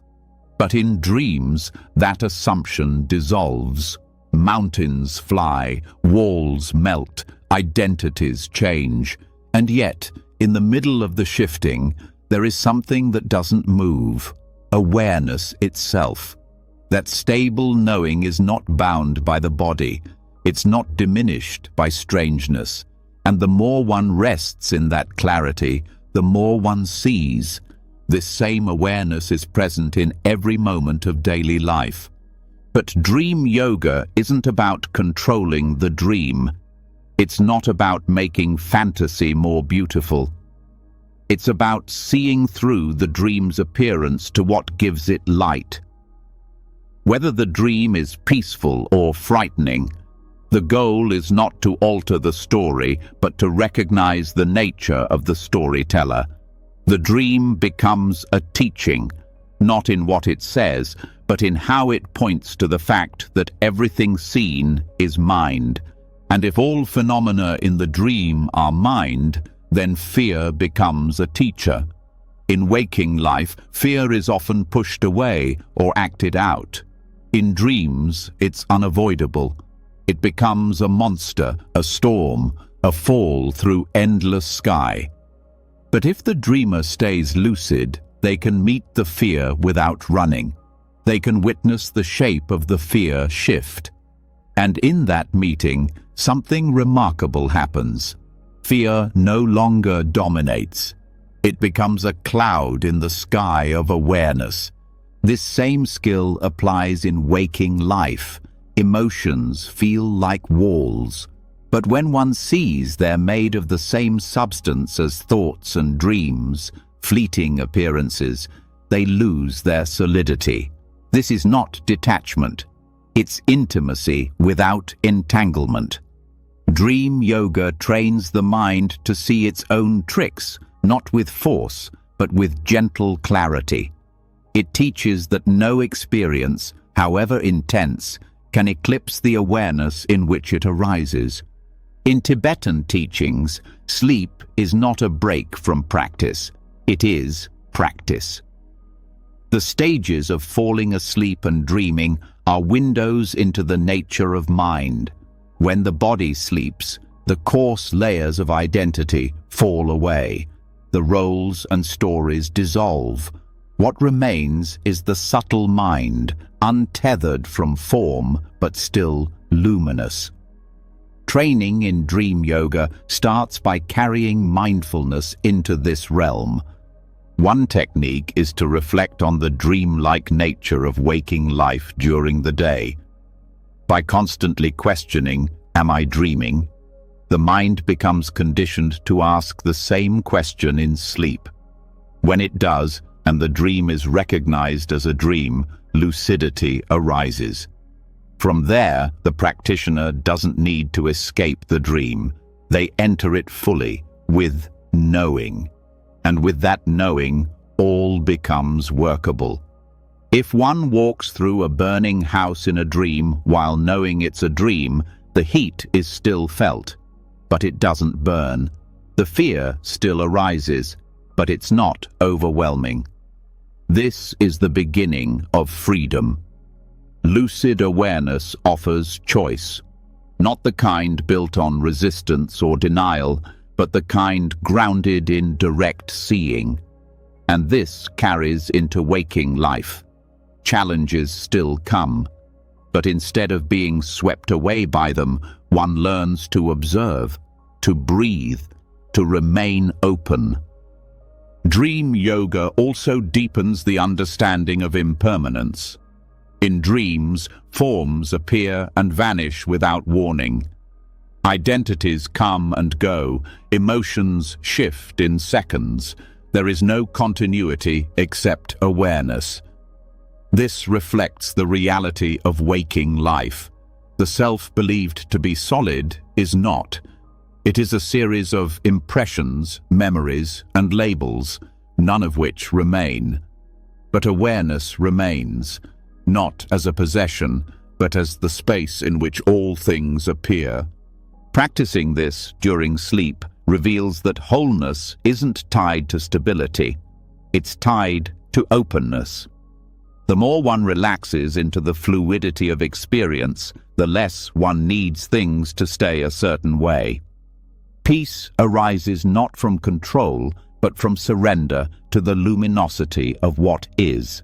And when that surrender is total, even nightmares become teachers. Because in that seeing, nothing is outside the light. Some teachings describe dreams as karma unfolding in subtle form, not punishment, but momentum. Dreams show the echoes of thoughts, intentions, fears, and hopes that have not yet surfaced in waking life. Meeting these echoes with presence allows for healing, a conversation with a loved one who passed, a confrontation with an inner critic. These moments can be profoundly transformative, not because they're real in the conventional sense, but because they reveal what's real in you. Wholeness in dream yoga is not a concept, it's a felt experience. The dream self may morph, the story may unravel, but the knowing that sees it all stays untouched. It's not affected by what the dream shows. This teaches something profound. If awareness remains whole in dreams, it must be whole always. What changes is the recognition, not the reality. Waking up in a dream is powerful, but waking up in this moment, right now, is no less profound. Dream yoga reminds us that lucidity is not a state reserved for sleep. It's a way of being, a way of seeing clearly that every form is fleeting and every experience is held in a space of perfect openness. To walk through waking life with the insight of dream yoga is to become intimate with impermanence and rooted in stillness. It means letting experience unfold without collapsing into identification. It means seeing joy and pain, success and failure, like shifting clouds in a sky that doesn't change. Even death is explored in dream yoga, not morbidly, but gently. Because if one can remain present as the dream ends, then one can train to remain present as this life ends. The teachings say that the dissolution of sleep mirrors the dissolution of death. The elements return to space, form disappears, but awareness does not.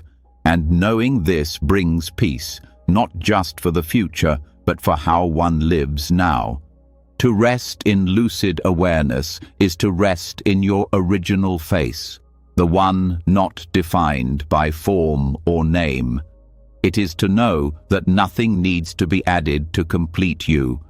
Not a better story, not a cleaner dream, only recognition. The mirror need not be polished, it only needs to be seen. And when it's seen, everything becomes the path, the dream, the night, the fear, the silence, even the forgetting. Because the awareness noticing the forgetting is the same awareness that wakes up. It's not about perfection, it's about presence. Again and again, presence. This is the invitation of dream yoga. Not escape, not control, but intimacy with all that arises, asleep or awake. And from that intimacy grows a quiet confidence, not based on having the right answers, but on knowing you can meet whatever appears without losing yourself. The dream dissolves, the night ends, but what watched it all remains. And that watcher was never separate from life. It was never broken, never lost, only overlooked, like moonlight behind the clouds, not needing to shine brighter, only needing to be seen.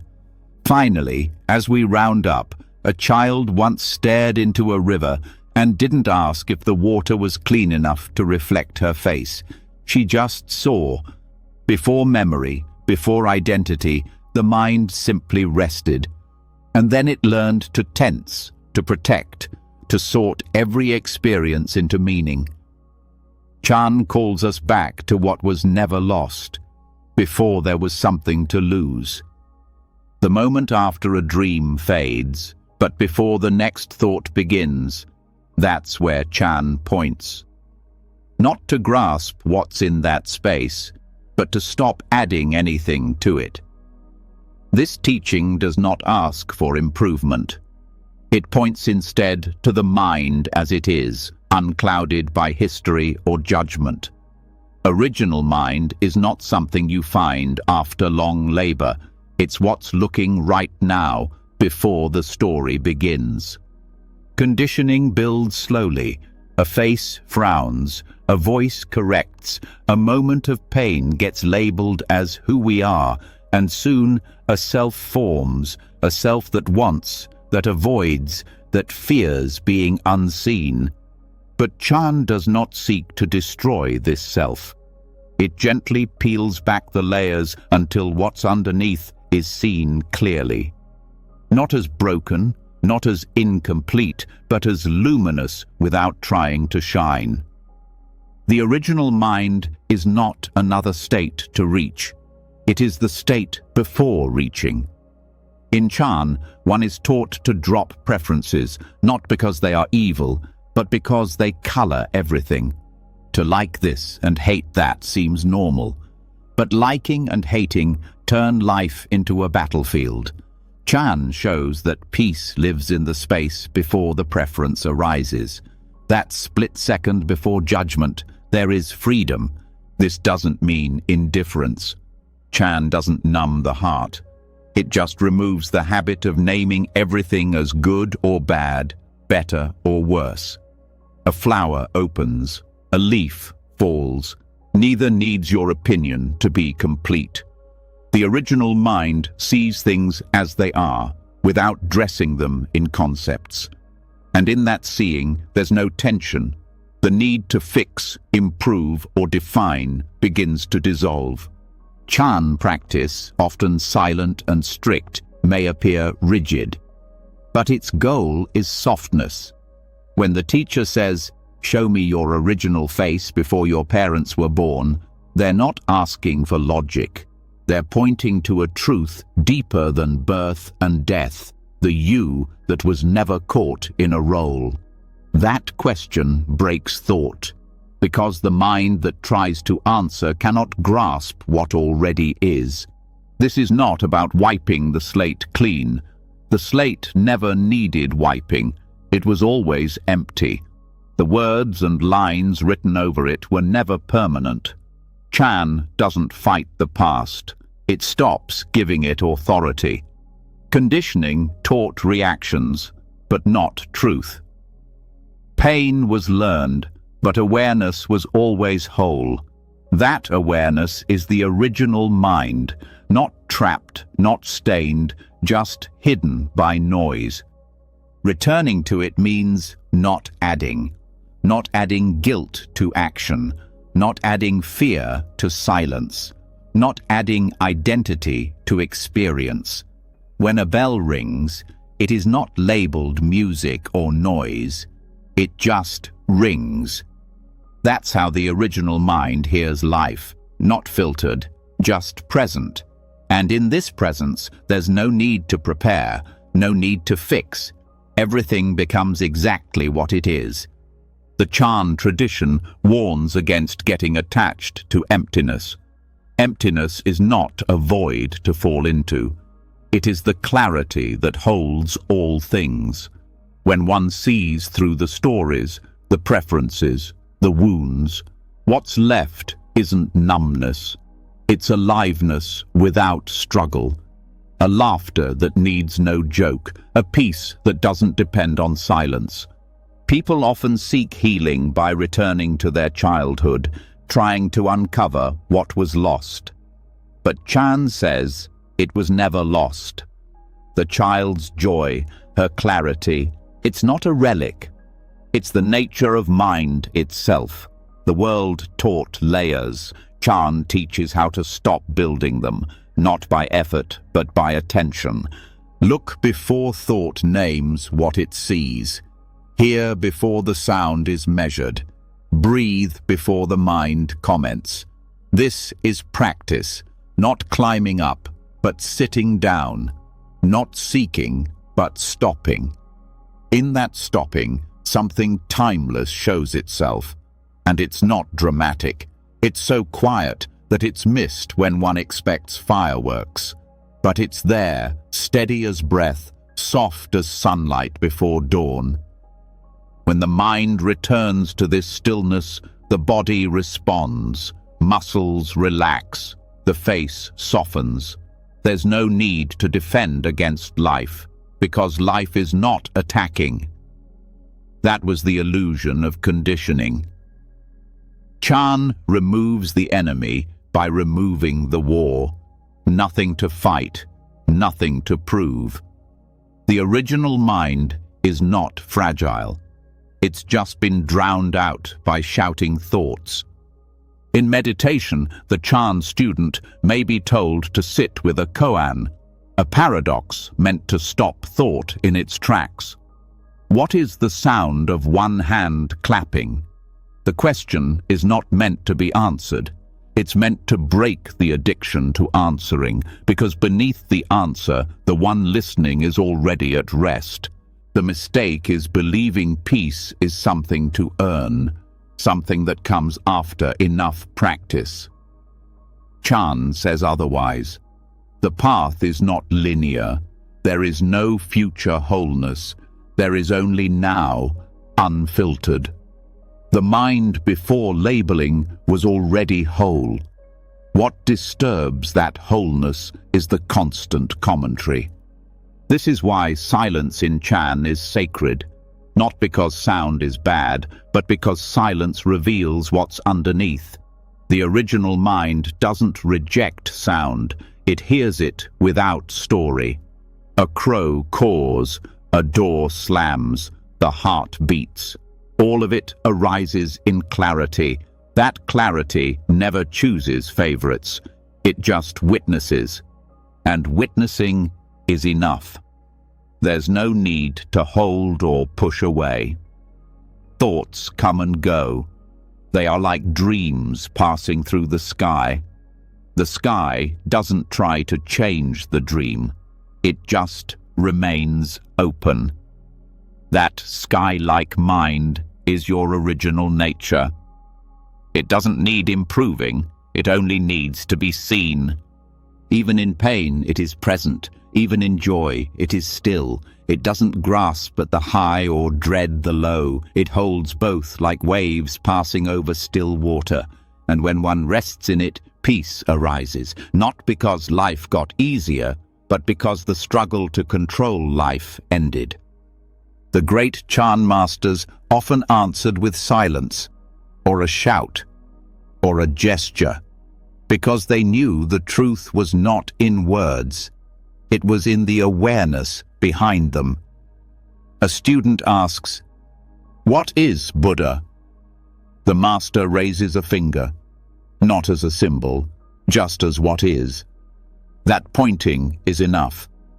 And you too are pointed back, not to some distant self, but to the breath you're holding, to the foot touching the floor, to the silence behind this thought.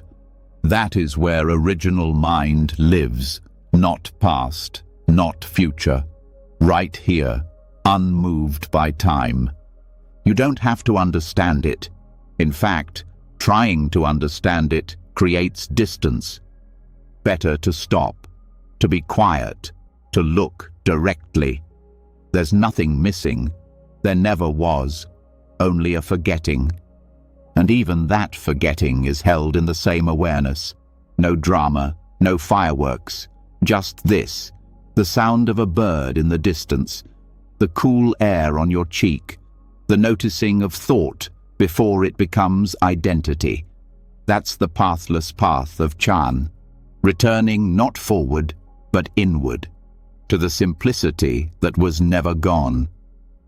In the end, there is no need to transcend life. No need to escape the ordinary. The ordinary is sacred when seen clearly.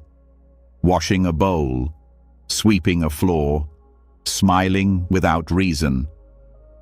The original mind makes these acts shine, not because they are special, but because nothing is left out. You are not here to become something better. You are here to see what you already are. Not the image, not the role, not the conditioning, but the clarity that watches all of it, gently, with no need to change a thing. That is your original face.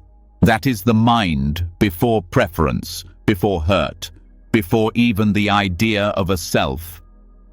And it has been waiting, not impatiently, not quietly, but always, right where you are now. Even in the noise of the world, in the effort, the healing, the wondering, the waiting, you were never missing a piece. Every lesson, from the quiet of sunyata to the clarity of don't-know mind, wasn't about changing you.